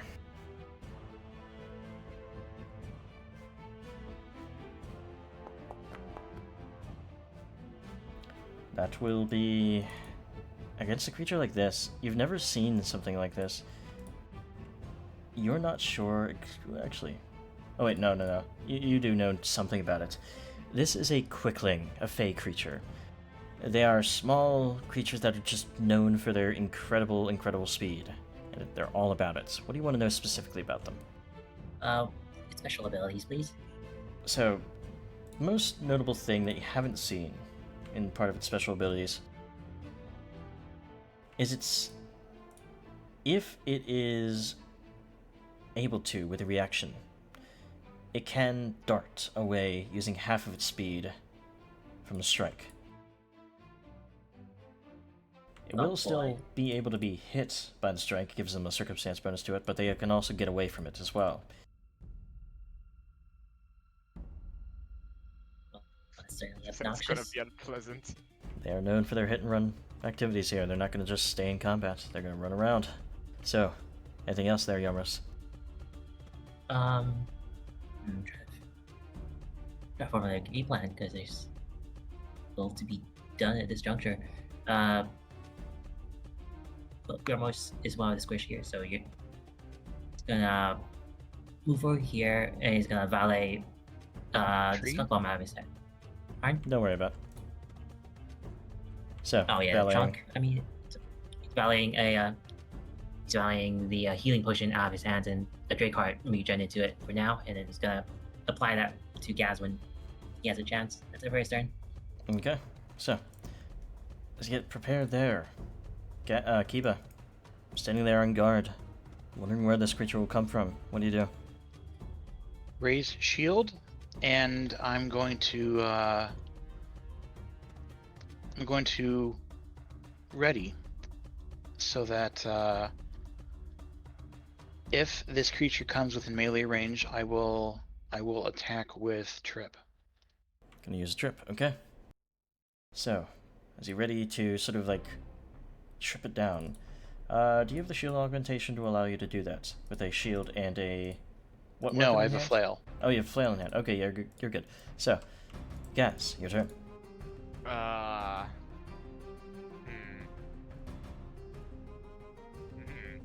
have a funny idea. I will also ready an action, in this case to try and tamper with its armor if it gets into range. Okay. Just remember, you will have one more action here. Raise shield. Okay. This guys, ready yourself for this creature. I can wear you down. Won't take too long. Not too long at all. As they rush around the corner, not having seen any of the preparations you make, they're going to immediately rush up towards Kiba. This triggers your reaction. My reaction. All right, let's see. As they're standing there, spinning this flail up, looking for where this creature would be coming from. You see the wind before the creature. Let's see, athletics. Oh, cool. It automatically puts my potency rune in there. and a natural 20. Oh. So, as you swing up the flail, you're able to sort of immediately, sort of almost anticipating where it's going to come to and where it's going to go from as it tries to dash into you. You swing for the legs of it, and immediately send it skidding across the floor, slamming into the tree right here, we'll say, face down in the dirt. Oh, what? You can't do that. It's going to come to a stand as a second action, and he's going to try to run as a third, but then hits the grease. So he's going to make another reflex save. 5 on the dice, total of 22. Is that your spell DC? Oh, that's so close. No, that's over it. 21. Okay. Yeah. You wouldn't just stand there and, well... I'm gonna nix that.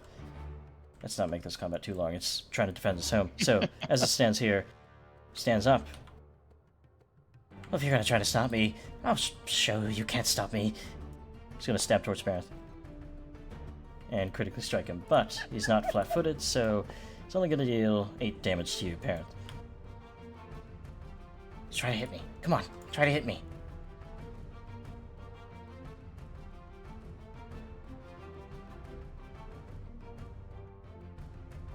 I am going to cast. I got Fear on it. Okay. Shout towards it. It rolls a natural 1, so it's frightened and fleeing. Wait. It's the opposite of what we want. On its turn, you have 3 frightened. You can do something, I'm sure. It's certainly weakened. All of a sudden, feels like it can't go fast enough to escape you. So, anything else? As Parent's third action, he is going to attack it with his claws. Okay. Oh boy. I'll show it to hit me repeatedly. Well, 4 on the dice won't do it. Even though it is so frightened. So we Well, deflect. I'm not going to use a hero point on that. Dodge away. Jarmus, your turn. Well, Yarmos is going to make good on his promise and feed the Dracar mutagen over to Gaz. Mhm. I say he's searching for it, but or there you go. Slip. No, need to do that then. And then he's gonna follow up with another skunk bomb strike against this creature. Hopefully, the Brian will make it a bit easier. Okay.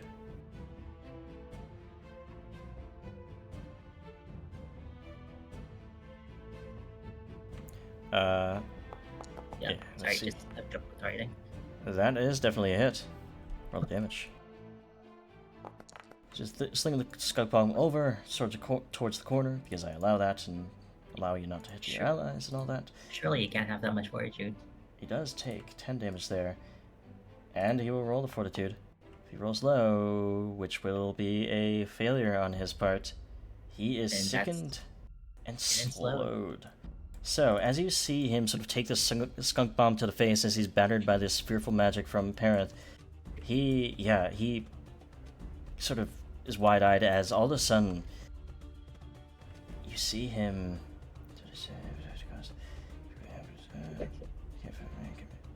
Okay. He looks in a really bad spot right now. To be slowed as a creature of quickness, of speed, there are other effects going on to him. So, anything else there, Yarmus? Yarmos is gonna volley into his hands the healing potion from before and another skunk bomb, and that's it for his turn. Okay. Not so nice now, is it? So quick now. I step. Mhm. I trip. Alright. I click the wrong thing. That's a failure to try to trip him there. That is a failure. And then follow-up attack. Okay. Going for the follow-up. Let's see. Seems like they had plans to try to dash away from you all, but having been slowed, it seems to disrupt those plans as well. That'll be a hit as well, Keepa, because of the fright. Slice in for another 10 damage. He's looking in a pretty bad spot. Doesn't seem to have a lot of health. Gaz, you're up. That 15, that sweet 15. Gaz is walking around as well. Mm-hmm. He will first try to tap him with his armor. Okay. Just remember, tempered with the armor applies a status bonus, I still think. How much? What does it apply? It applies a speed penalty. Oh, a speed penalty. Okay. Yeah. Reach over, sort of tamper with the leather armor that he wears, sort of like tying it up in a strange way, makes it harder for him to move around. Yeah. He will then try to strike out, I guess. Okay.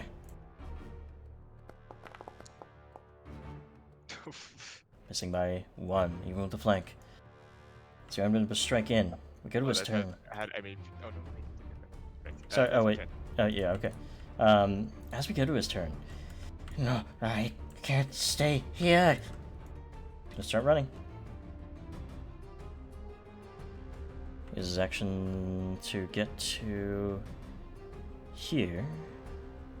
That's all he can do with a 90 speed. Yes, 90 speed, down from 100. He will then roll his fortitude save as you hear retching over here to try to get rid of this sickness that is slowing him down. That's how it works, right? If he's sickened, he's slowed? Yeah. Okay. Yeah, pretty much. It's like, oh, that was. Let's see, where is his fortitude? It's really bad, actually. Not great. But with the standard of what he has here, he gets 22. He will get rid of that sickened condition, which also stops his slow. And he's also not fleeing anymore, so he's down to frightened 2.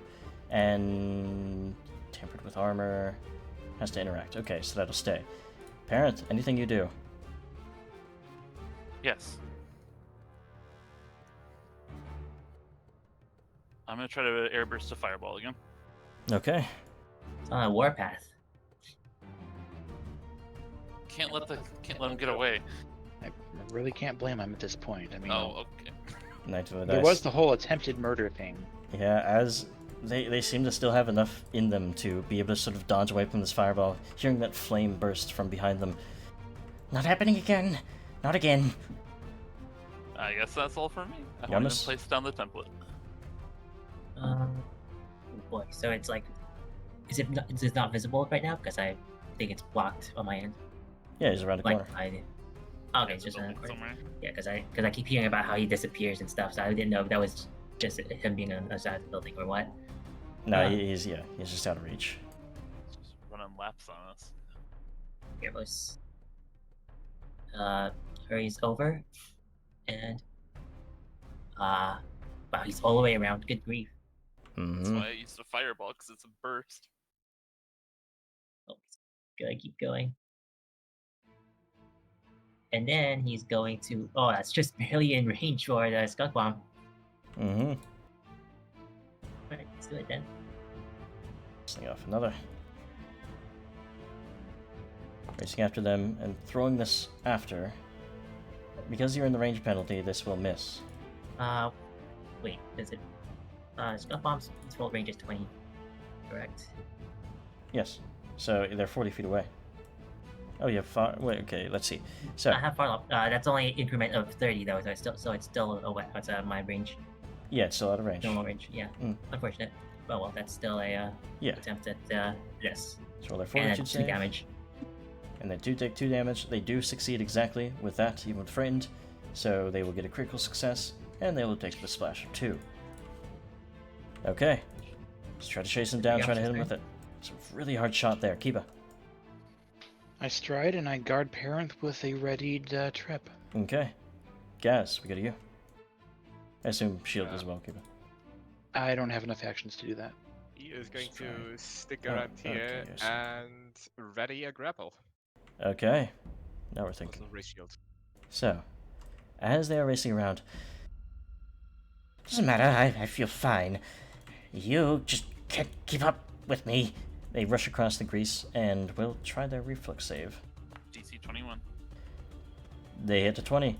As they hit the grease, they sort of like slip across it and immediately again skid to the ground and hit this tree here. So they'll be prone as their second action. Oh, what? This can't be. No. They will crawl across with 5 feet, and that'll be their Would- turn. Would Gaz's ready to action trigger though when it Yes, it next would. to him? Guess. If you're- Let's see. And as they slip into you, you're able to grab onto them as well. As they're stuck on the ground, they're going to try to furiously escape from you as they wrestle with you. So that'll be acrobatics, athletics, or unarmed attack. They do have acrobatics. Literal dice, oil fail. wrestling going on. As in fact, the plan almost worked flawlessly for you guys. As you see them coming, you're able to grab them as they fall into the grease there. And yeah, they're grabbed and prone. A really bad spot to be in, and nothing else to do on their turn. Parenth, you're up. I'll just start pummeling it with magic missiles, I guess. Don't fireball me. I'm out of fireballs, don't worry. Oh, bummer. 3 arrows, or 3 Mhm. points, by the way. Really good rolls. Extremely good rolls. Max damage from Wow. the magic missiles. Total of 15 as you sling them all off unerringly towards it. They all whiz past Gaz dangerously close. I'm very sick of this creature. Yarmus, you hear what's happened down there? Indeed. And well, Yarmos is going. What else to do? Much to do it. I'm just gonna go around to check what's going on. First one action to stride. One action to pull out his cannon crossbow, and one action to fire it. Okay.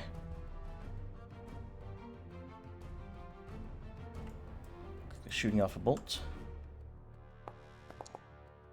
Which will actually hit. Roll the damage. Wonderful. This crossbow bolt also goes precariously by Gaz's horn. Would you try and at least aim at him? It's it first there. His magic missiles and arrows sling by Gaz. Kiba. Okay. Gonna use 2 points of movement to get down to Gaz. Right up along the tree. And go for a non-lethal takedown. Okay. You skip I your messed turn. up. Either way, just go for the attack.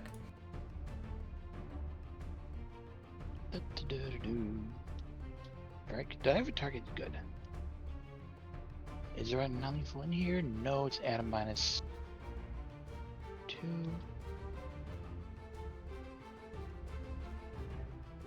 As a reminder, if you have something like that, it may be faster just to make the roll, and then I can just -2 from the result. Yeah. That's not good, but it's late. Hero point. Okay. Not that late, but Okay, okay, that's cool. 18. Anyway, As they are frightened and stuck on the ground, you just can't get a strike into them. Don't you get your hands off me! They're gonna try to escape. if you once- surrender, we'll stop. Gaz my got turn. skipped, by the way. Oh, why did get? Oh, yeah, because. So yeah, guess what do you do? I will. Well, Keeper seems to be interested in keeping him non-lethally, so I shall follow that. I will strike out. Mm-hmm. One hand grappled on, the other with one of your mining equipment fists. Natural 1. I will hero point that. Okay. Very intent on just finishing this thing off. 6 on the dice. 20 total against it being down like it is still not going to hit. That is very annoying. A little bit higher. I will do another one. Me as Mhm. well. See what we can get here. Still non-lethal. Well, really wants those 6s. It's unfortunately not able to hit. That also means that it escapes from your grapple because you do have to refresh grapples. I do have a third action though, don't I? Yes, but it would be a map 10 to try. You could. There's certainly a possibility.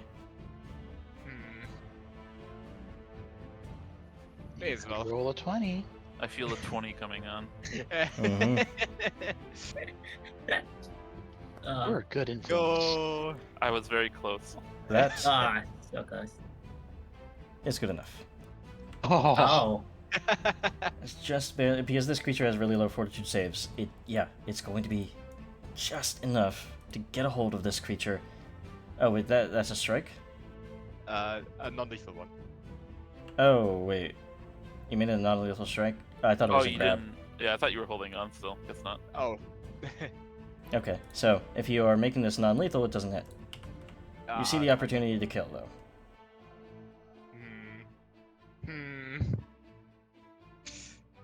I may as well take the opportunity. I'm sorry, Keeper.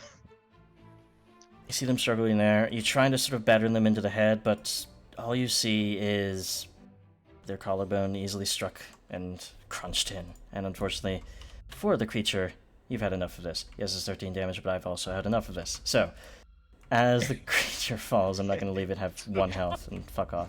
So, we probably missed Yay. some +1 damage there somewhere as well.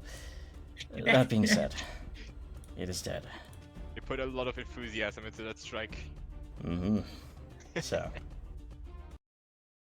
with that, it's fun to try to do different strategies, but if this creature really wanted to do it, they would literally run 200 feet away, strike, and yeah, they could. They have 100 feet of movement, so they That's could run so in, dumb. hit, and run away for another 100 feet. Just constantly do that, and it's just like, if I wanted to make him win, he could. It's one of those creatures. Well, not necessarily. If you guys readied grabs and, prepared yourself for those strikes, that's sort of what it's trying to teach. Anyway. Yeah. Hardly like did anything. Figured it out in the end. Yeah. You did, actually. You started to do really some effective strategies there. And I think that was then enough. We didn't need to keep going with that. Works for me. So, give yourselves 80 experience points for that. Say the line, Yiggs.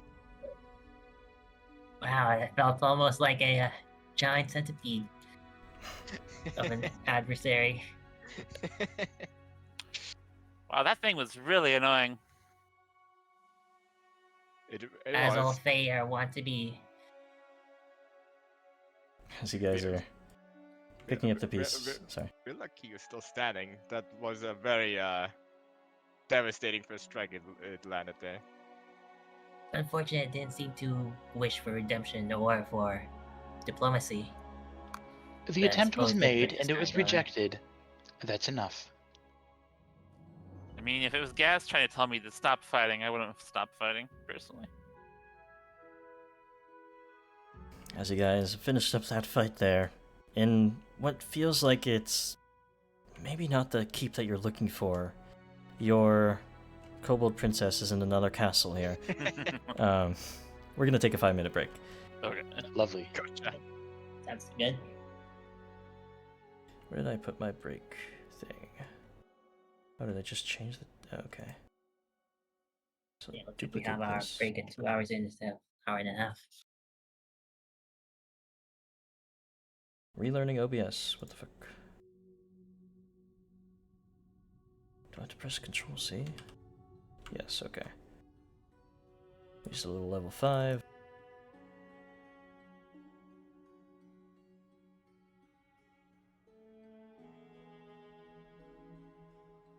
There we go.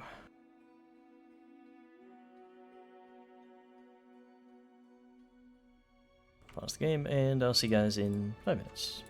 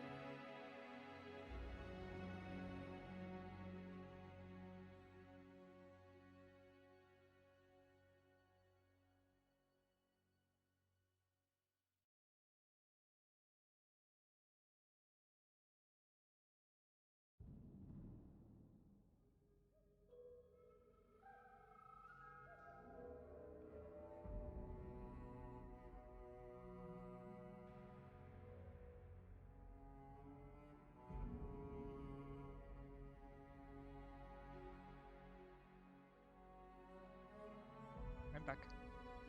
Welcome back.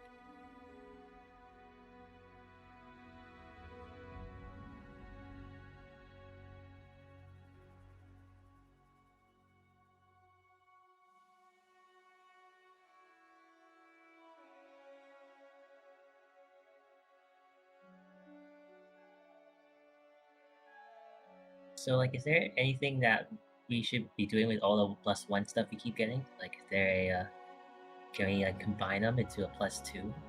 This is. Did we get enough? That'd be cool. I think you can just take the runes and sell them for lots of money in the end. It's not very roguelike. It's not very roguelike build of them. I desperately need to upgrade up to a cold iron glaive so I can have a +1 glaive again. I'm back. If we're gonna be like out for a year or something, well, you're back, so I can tell you right now what I was gonna be asking you is like, if we're gonna be out for a while, like in character or whatever, like not out, but Managing the campaign. Or managing the kingdom, yeah. see about upgrading to a cold iron glaive at some point. Yeah, easily enough. We'll discuss that a little bit later. Yeah. My throat is starting to give me some issues, so we'll probably not do the kingdom management this time, especially if we don't That's have draft here fair. for it. So we'll just Yeah. push that off to a later date. I'm okay with that. You know, take care of yourself for sure. But- don't strain yourself more than you have to.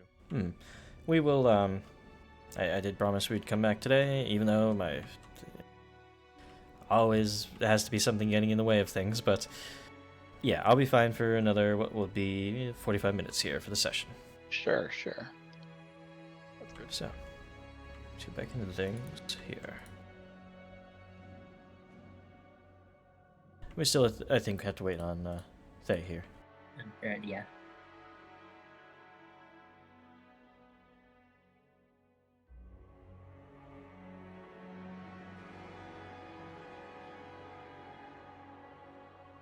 Just realized the killing blow really just came from the critical overdrive we got at the start. We'll say that it did. The majority of my damage was from the overdrive rather than from my weapon. I mean, you have a 1d4 weapon. 2d4 actually. Why do we give the striking rune to the person with the smallest weapon die? Actually, I bought it myself. Why'd you buy it for yourself? So I can hit better. It's a Besides, +2 I already to have a get- striking. I'm pretty sure the giraffe has at least one striking. Yeah, Well, don't you want me to have a striking crossbow? striking skunk bomb. Well, I wouldn't really object. Hello, I am back. Welcome back. Bombs have a... Oh, welcome back. Bombs have a striking built into them. Oh yes, but what if you have a striking bomb for the whatever your damage die is? 1 rune per... One. that Bomb. seems very expensive.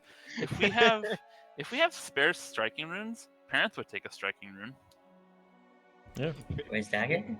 I Put it in your have mouth.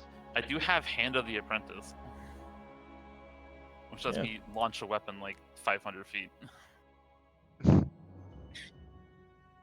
But, for the purpose of it, as you guys sort of look down at the sky, yeah, they did seem to have some poison still on them that they didn't apply to their weapon, so yeah, you can pick up those as well. I'm not interested in it, but I won't stop anyone from adding it to the inventory or your own inventory. That should probably all go into Jarmos' inventory. Wow, this is identical to what Yaros has normally. So sad that we never got to give him a taste of his own medicine. But yeah, as you guys look around you, the scene is still sort of this very whimsical keep. Vines growing all over its sort of walls and towers. The towers themselves look like they've crumbled a bit, but have maintained much of their form still. You do see a door that seems to have been attached to this tower for the parent, in fact. Recently, not an original door. Kiva, sounds like a job for you. You're right. I'll try opening the door. You open it up, and you see inside what seems to be part of this fallen tower, at least fallen on the inside where there might have once been another floor of wood. There are, though, newer constructions inside of it, or at least parts that seem to have been salvaged for little pieces of furniture, almost like very small-sized pieces of furniture. You also, unfortunately, see grisly trophies of what seem to be maybe other humanoids around the room. Strangely shrunken heads.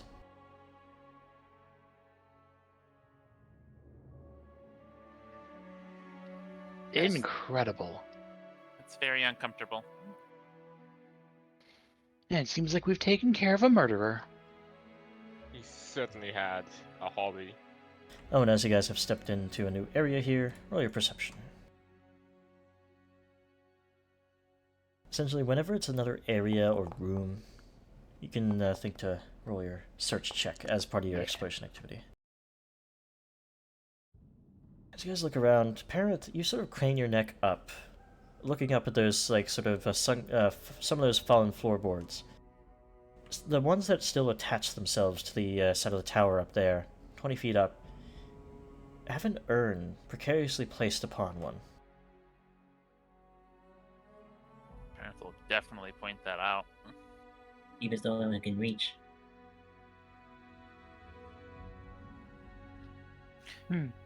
I suppose I could try. Gaz, can't you just launch yourself up there and get it? I will try. The bird is insisting. How high up? 20 feet.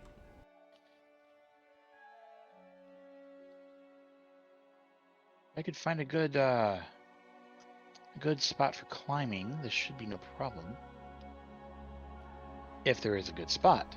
Yeah, you do see some of the rubble, and you feel like you can sort of jump your way up into some parts of it here. At least hanging from the floorboards, hoping that they don't crack under your weight, though.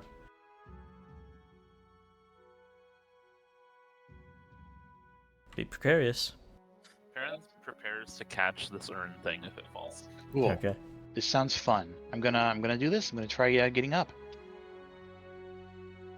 Roll your athletics.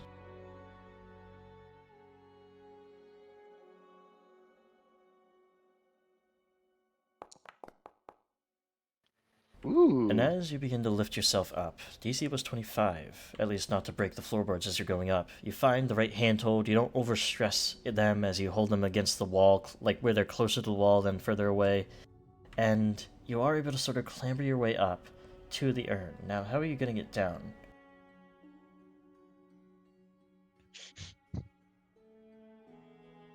Looking down 2 stories here. Whatever's in this urn sounds like it sort of jingles a little bit. I will carefully cradle the urn and jump. Okay. You jump down. Is there something I should know? Or you just I like don't take damage. stand- Oh right. Yep. You do have something here. Oh yeah, all of them. Which ability is it? It's it comes from the Skyborn Tengu. Yeah. Do I have something I can link for it? Let's see. I'm pretty sure I remember. There's something going on there. I can go edit item and maybe send that to chat. Nope, doesn't want to let me. Either way, your bones are especially light. Yeah. Rare Tengu. You take no damage from falling, regardless of your distance that you fall. That's a legendary acrobatics It's skill so feat. That's cool. Very powerful. Yeah. But then again, you are a bird creature, so no damage from fall is fine, as you sort of gracefully land there with the urn. And you look inside. At least it's not flight at will from an ancestry. Yes, exactly. I could have probably just grabbed that with my mage hand too. You probably would have dropped it with your mage hand. It's a good thing you didn't, as you identify what seems to be an elemental gem of air, that if it smashed into the floor, would have perhaps summoned an elemental. Oh, that my would have been God. humorous in an I don't want to die kind of way. And some gold mean- and mixed gemstones just for treasure. So we can generally know what magic items are, correct? Yeah, I don't make people identify because it's a waste of time.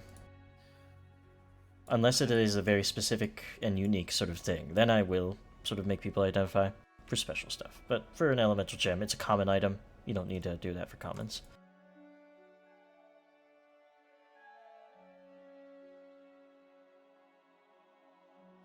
You guys mind if I take this magical gem? Oh, I don't object. Yep, I'm sure I you could guess. make use of it than I could. He's just gonna make it part of his bed. Listen, you don't know that.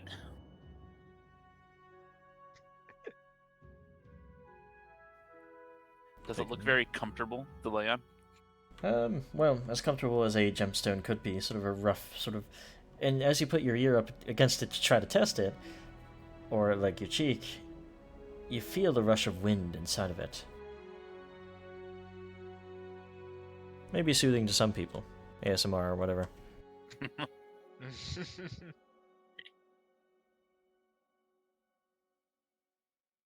So, that's all you find in this room. Let's go check the other rooms just in case there's something else in here. I already checked the center. It seemed pretty empty. Just gotta make sure that there's no hostages being held by that little fae. Parent is moving pretty fast here. Okay. As you come over here, the southwest tower of the place seems to be completely collapsed, filling the interior with debris and rubble. Not really completely collapsed, like there's still the outer wall of it, but the interior seems to have had a greater degree of decay. As you guys look through, yeah, roll your perceptions.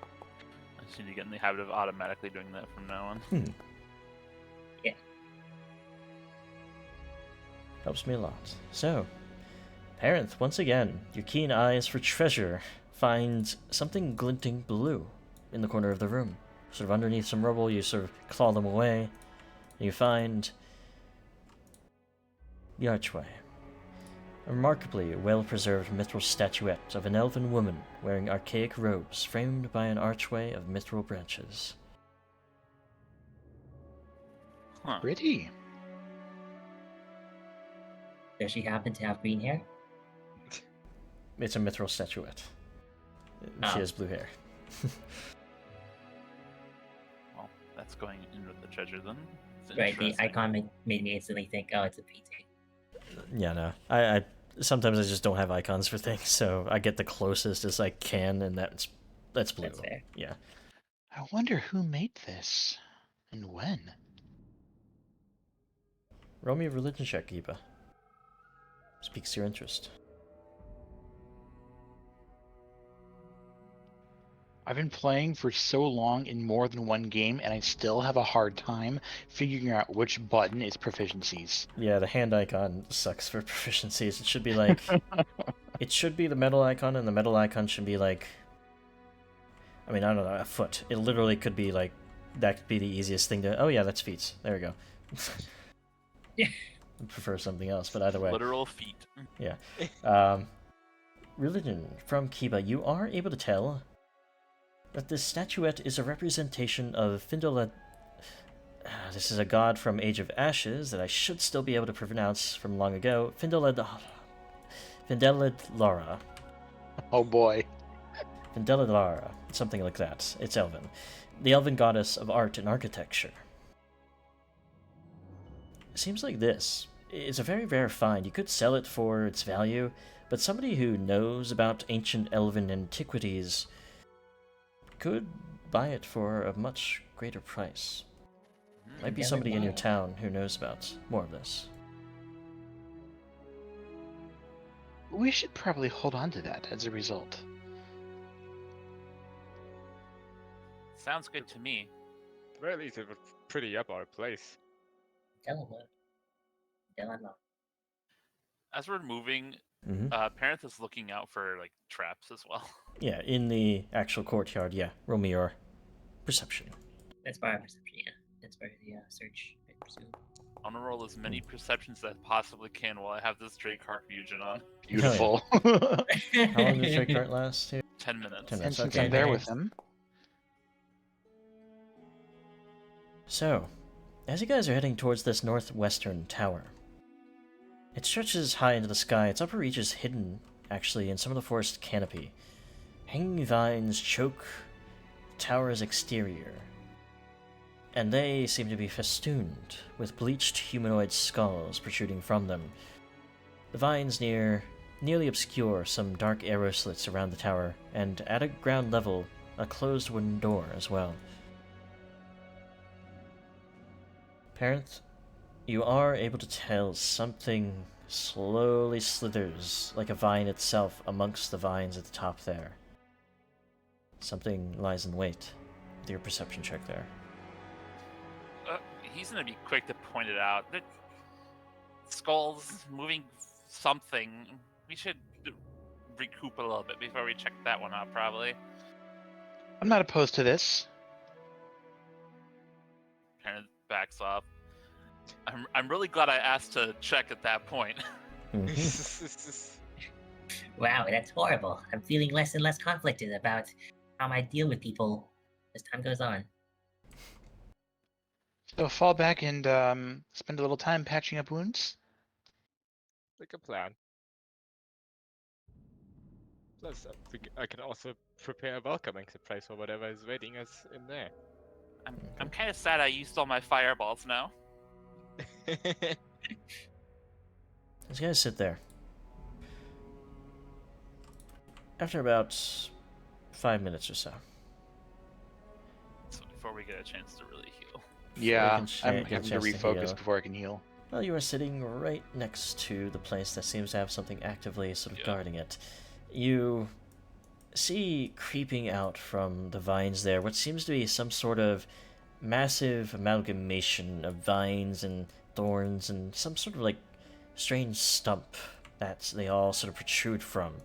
As well, creaking open this door, this very creepy, almost alienish looking stalker of the forest with this sappy sort of vine body with long claws steps its way out. These forests aren't safe for your kind.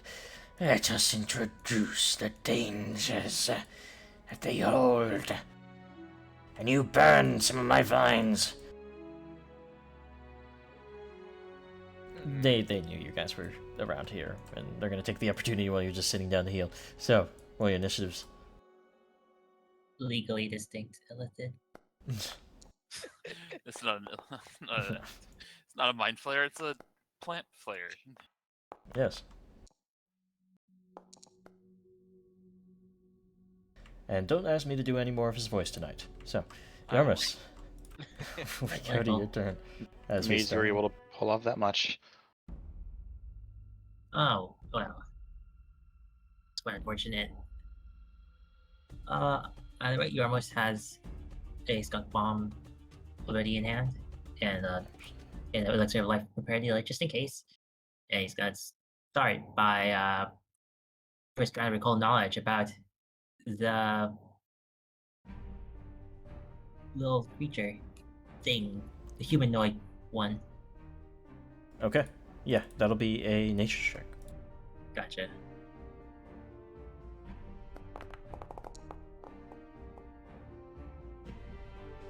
So, as you look at that thing, you recognize it pretty immediately. That is another fey creature, this one a grim stalker. They are violently murderous fey that have one purpose, to stealthily hunt down and slay humanoids brazen enough to dare step foot into the wilderness. Well, that's not very stealthily of it, but Garbo supports everyone else of this, of course. Yeah. He then proceeds to try to recall knowledge about the this little aberration as well. I presume that's also nature. Mm-hmm. That will be a success as well, actually, for this. A critical success. You know that's an assassin vine. These are sort of thorny things that, basically an amalgamation of like vines that sort of hide themselves wherever they can, so the stump doesn't exactly go with them. But for the purpose of it, what do you want? 2 things to know about it. Oh, and ask me one thing about the... Also, one thing about the for the assassin vine, I would like to know its lowest save and any special abilities. Slowest save is its reflex. Those vines aren't very fast. And its weakness, you said? Any special abilities. Oh, special abilities. Special abilities, most notably, is that they are going to try to grab and constrict anybody they can. Gotcha. And any special abilities on the fellow here? Their most notable, since they haven't really, stealthed towards you, is that their claws are filled with this sap that makes their target slow and clumsy, weak to further strikes from them. So poison. Wonderful. Well, in that case, you're almost gonna finish off by lobbing the skunk bomb right here to catch both creatures in it. Is the how far does the emanation That from? should be- So you want them it's only 5 to be feet. splashed. Right, no, it's not like, yeah, you're sorry. That's right. Actually, now he's going to just target the Fae instead then, actually. Okay.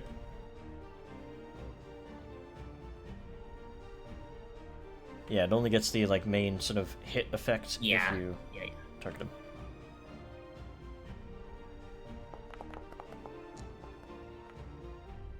So, that is going to miss, but they're going to roll a fortitude anyway.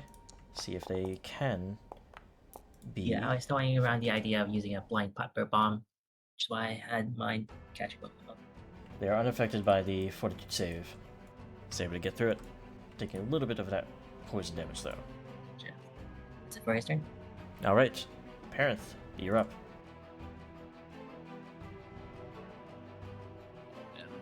Okay.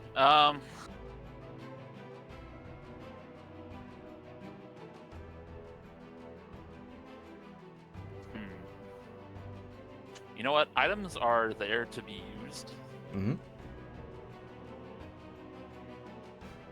Okay. So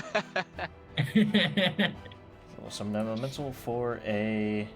What is level 5 elemental? Let me see real quick. Living Whirlwind is Living the air elemental for 5th level. Gotcha. I'll pull him out.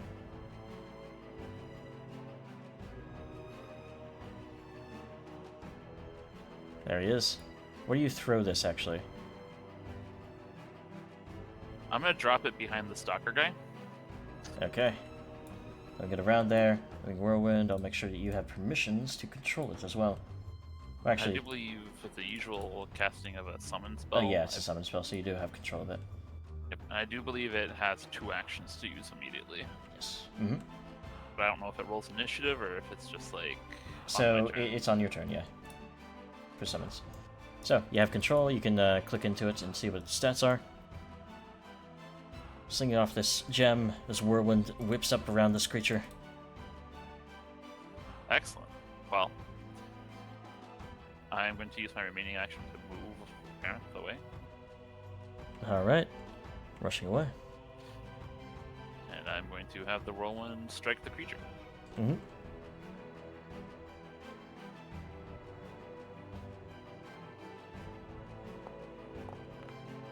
Well, hey, the whirlwind's doing great. You know, I'm fine with this. Oh, it has reach.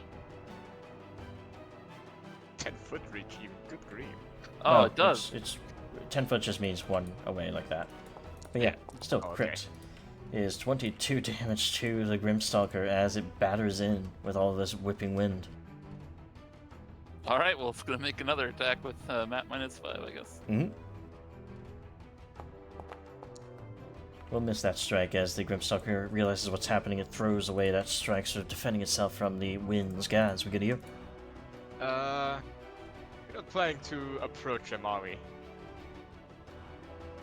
Amari. This is mostly directed at Kiva. He said Amari.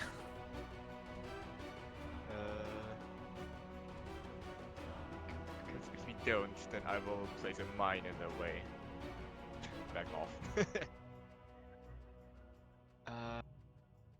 This takes 2 actions. I will place it like straight ahead of him. Okay, you place it right there. You are in the danger zone if you stay. Yes. I will in fact step behind Kiva. And yeah, that's my turn. So, we go to the Grimstalker's turn. It, unhappy with this whirlwind, will start making claws at it. I was going to make his voice, but my throat hurts, so no. They're going to strike and hit. And as they slash in, they're going to deal 13 damage, ideally, which actually does hit it. Does it not have resistance? No. I guess it's very solid air. Oh, it does have. It uses disperse. Hey, live when it disperses until the end of the grade. It can't be attacked or targeted. Okay, yeah, it'll just disperse away. Under that effect, yeah, it's just air. So the Grimstalker is going to just look down towards you all, not seeing what's happening down there because it was trying to defend itself, rushes through to the easiest sight line to Kiba and does go over the mine. So let's roll back up here to the mine itself. Reflex save. It's a DC 15. Not too high. They both succeed, but they're going to take half damage as the mine sort of erupts around them. Each of them takes, well, actually a lot for the vine, as it seems to be weak to fire. The Grimstalker not so much. Concussive blast of the vine, they sort of like rush through, and they're going to go for a strike against Kiba. Lashing out with quick slices, this will be a hit. And Kiba, as you are struck by that, you get some of the sap into their wounds, so roll me a fortitude save. Okay. That's a low roll. No hero points, so Nope. let's go for damage. You get 1 damage at first stage here. So you're affected by the Grimstalker's sap. Let me put this out to chat so I can... Because you already recall knowledge on it, it's fine, and I can put it on you the proper amount of turns. There we go.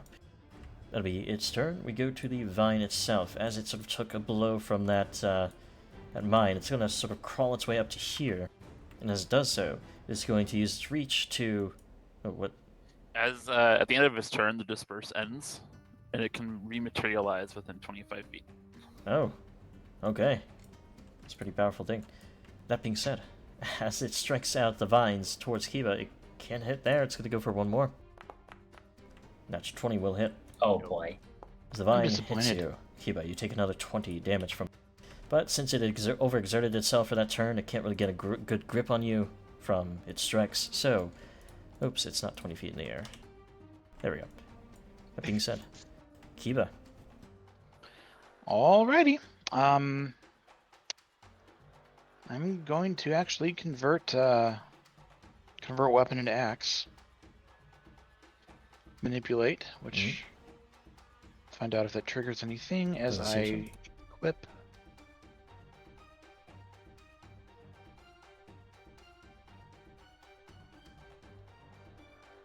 Okay.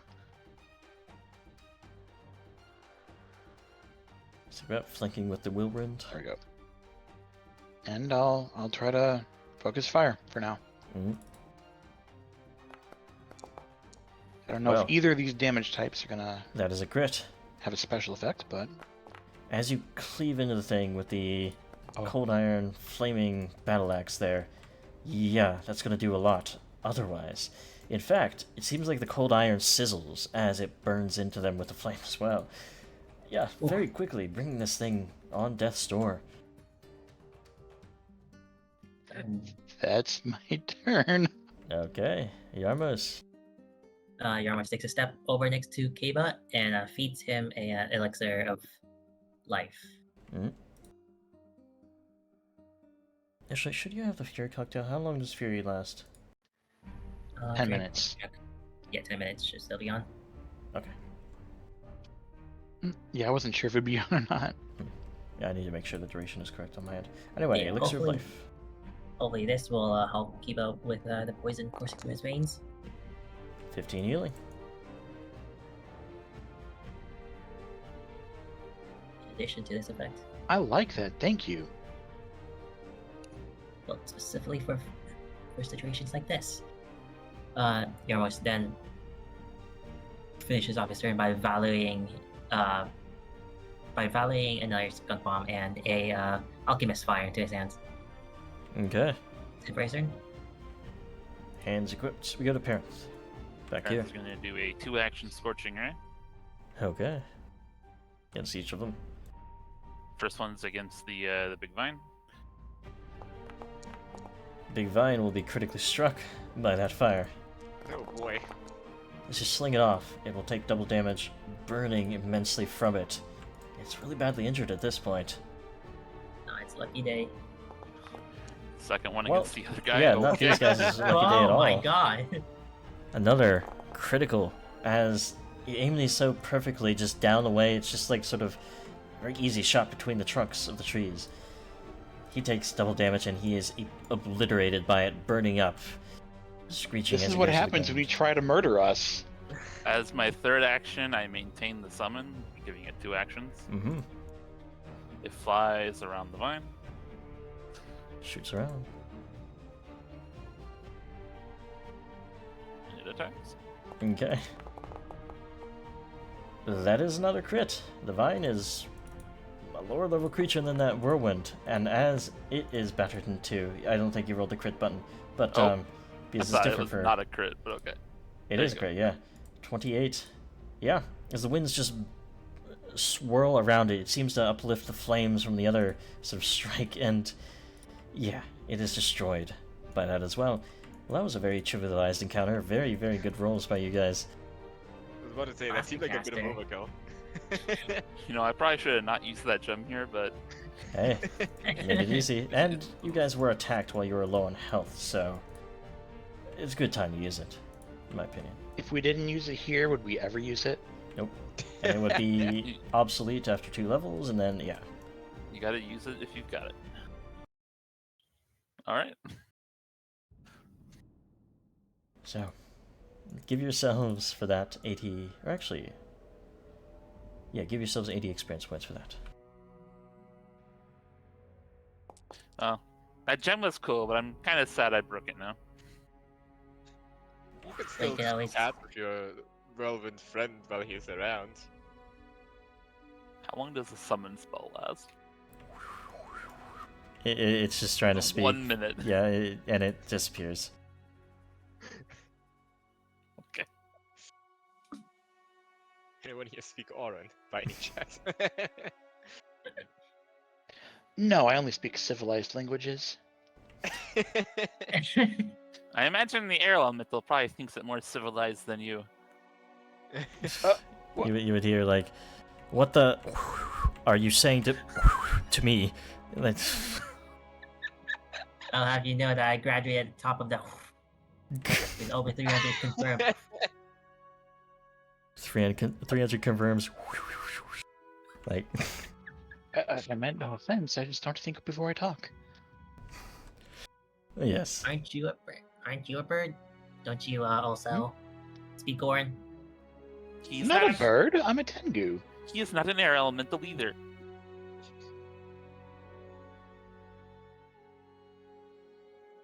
So, as you guys look through, doesn't seem like much on these persons, but there is that door that they step through. The skull-laden tower. You know, what's the chances of there being traps on the door? Approximately 0. Because it did open it. Nice. For the purposes of Ray, whenever bless you your light upon this gruesome scene. Whatever could be in here. Oh my gosh. Whenever you guys do search, it also searches on the doors that you're facing. Like, you don't have to worry about like searching on doors specifically. But for the purpose of it anyway, you guys look inside here, and looking inside the Northwest Tower, yes, it's more of a den of just blood and, you know, carved up sort of. Yeah, but it's more of a savage thing here. A den of evil. As you look around, you do find a chest, pretty well sort of like placed in the back of the room here, underneath some of the floorboards, and you open it up. A chest of spoils. This is me collecting the overly detailed treasure items, and a bejeweled silver short sword, in fact, as well. Very elven in its make. If we match it up with 3 more silver short swords, do we get some bonus points? I'll give you some card packs, and you can try to find the One Ring. Yeah. I'm starting to think that this was an elven fortress. How long ago, I wonder? What makes you say that? I don't know, elf stuff. I mean, it being all overgrown probably also points to it being Often, I guess. I did not know that human ruins were sterile.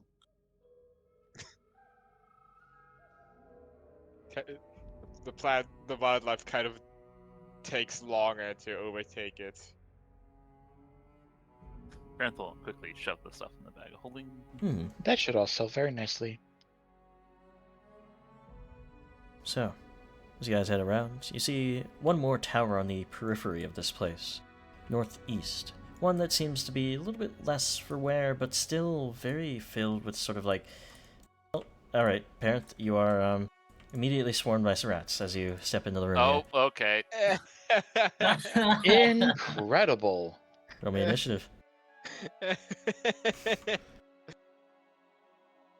Didn't give me a chance to even have you roll a perception check. You're just amazing. One of those points You where are- I'm going to be you are a wonderful. little bit of a dick DM, but...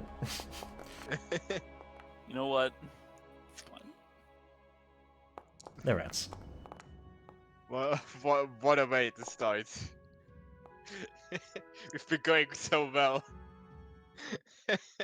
So, as these rat swarms begin to sort of come out of the woodwork as you race in here looking for more treasure, elven treasure, we're going to start the initiative with Kiba, who is a little bit more apace and a little bit more in line for danger as they start swarming out. Parents still, like, digging around. What do you do? This is really Lay loud. on hands. Okay. In This is- about that tone, in character. I mean, I don't say lay on hands. I should, though. This Shellin, isn't treasure. guide my hands.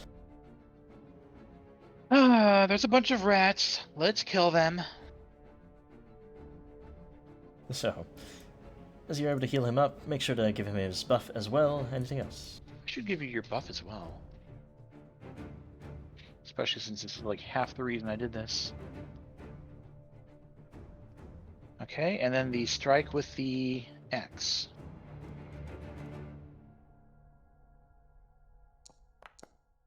Well, Incredible! having a hard time hitting these rats as you try to strike down towards them. They You are just- rats. So annoyed by Parent. You barely put much effort into the strike. I Yes. am going to step.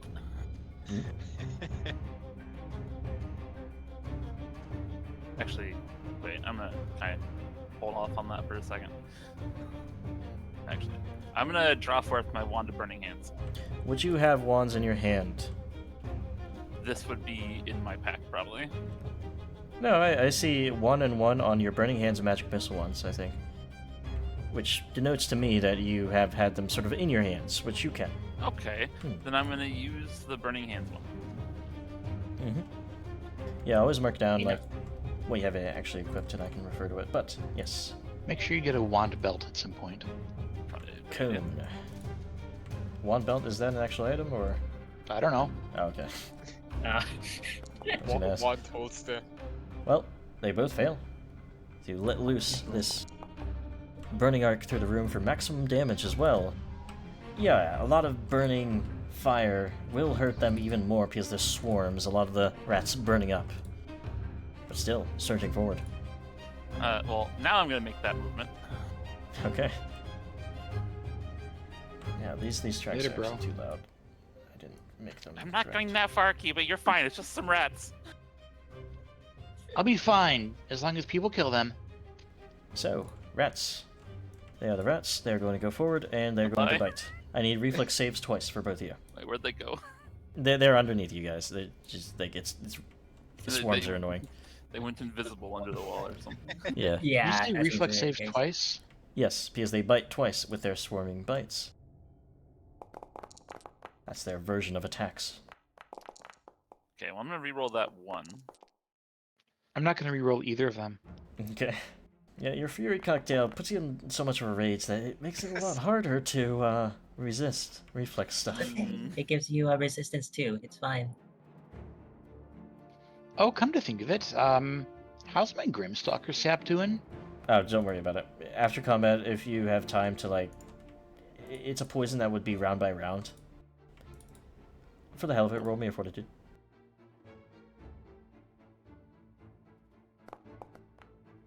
Yeah, you would be fine. Yeah.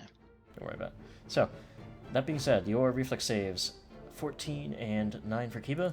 That means Kiba's hit by 2 of these. So we're actually going to go for the first one. So the first one, both of you do fail with 16 as well. 3 damage to each of you. And then I need fortitude saves from both of you for the first one, as, well, you might catch some diseases. Kiba doesn't. Remember the elixir of life bonus. I'm going to use my other hero point. Okay, not wanting to be diseased here from these rats, you are fine.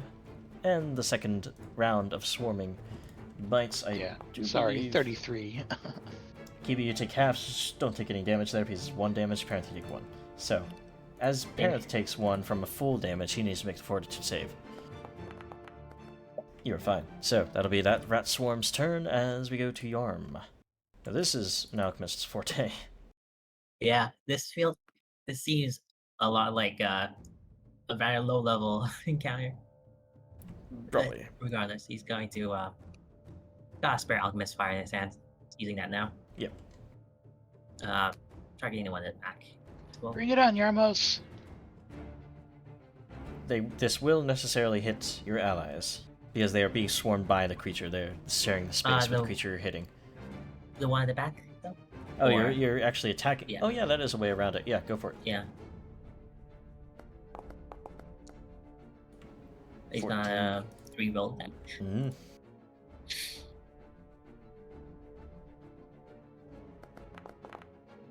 With that, we'll crit I'm these so swarms. happy. So roll the crit damage. As you sling fire into the room, it's just this combustive my- burst in Oh. there. As, yeah, that one takes Yeah. plenty of damage to die, and splash damage to these ones, 5. It's not destroyed, but most of the rats are dead. The fire just sort of burns through everything. Can we keep you? Anything else? Well, Yarmos doesn't have very many ways to deal with swarms without, just also bombing his friends. I suppose. Well, he did. You can always ask them. if this is. Hey, you fine with eating skunk bomb? It'll be pretty smelly. Ha! Do it. All right. Yarmos goes ahead and tosses his skunk bomb. Okay. As long as you don't critically fail, should be fine. Yes, easily enough. You sling the skunk bong in. There's this sort of rat poison that you filled this one with or something, Yeah. as they all Yeah. basically choke and die. So do those. So do the other two. Yes, the other 2 choke and die as well. You Ah, just thank take you. 2 damage. Oh, yes, keep it. I'm Yeah, now dead. we're at 46. Oh my god. Oh no, that's just alright. So, you guys give yourselves 30 experience points for that encounter. That was a tricky one. Just for Yeah. laughs. Yeah, you'd be critically succeeding because you were in splash. You said 30 experience. 30 experience points for a trivial encounter. I Even used 2 how much hero damage does points he- on a trivial encounter. Yeah, but those are the last hero points you'll ever get to use tonight. Don't worry, we're just Didn't gonna you lift use the ever? floorboards and find like a giant aberration. Right now. Kiba hacks, coughs, and applauds. That sounds like a review for some play.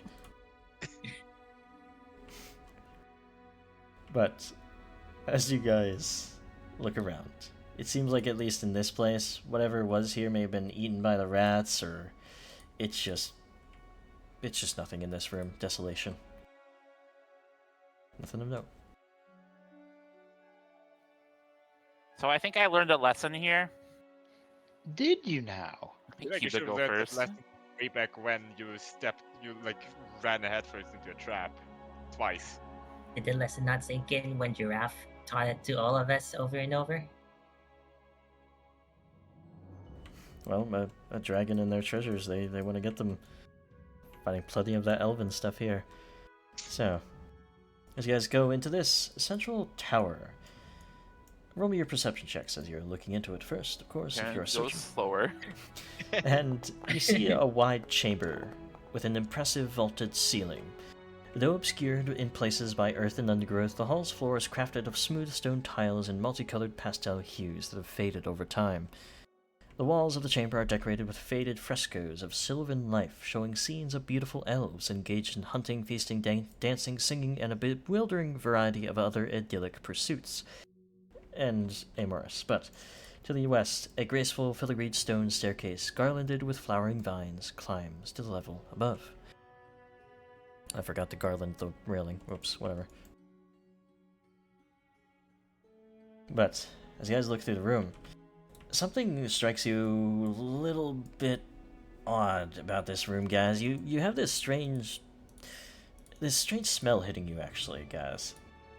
You're around a lot of different chemicals and such, and this one might be psychoactive. Something about the remaining sort of flower bed in the room here isn't safe. So, from what I can tell, there's probably some very druggy stuff in this tower. Didn't we say no drugs in this campaign? No drugs, trying to be using them as a benefit to you. No getting addicted to drugs to get benefits out of them.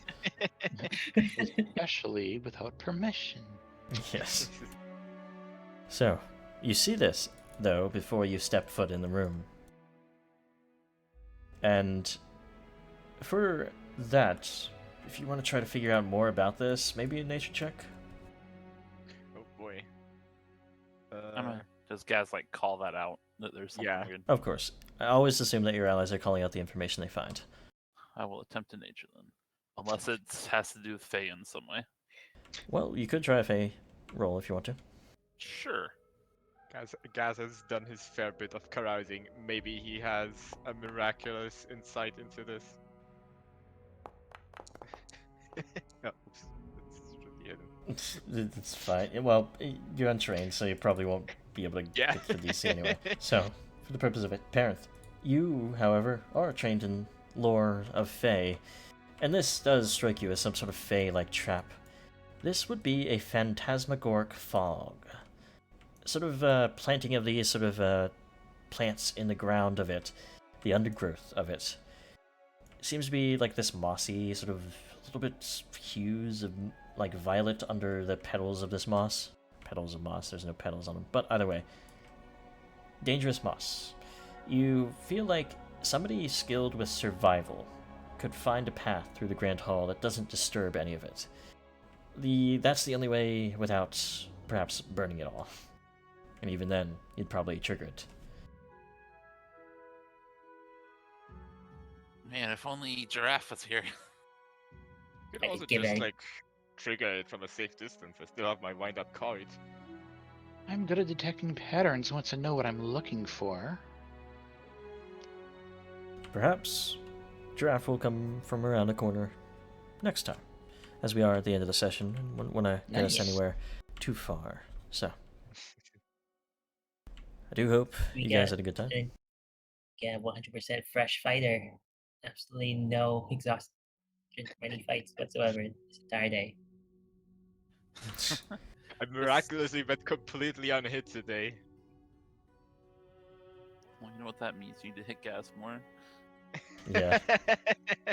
Not Parents, who's been beat almost to death multiple times today.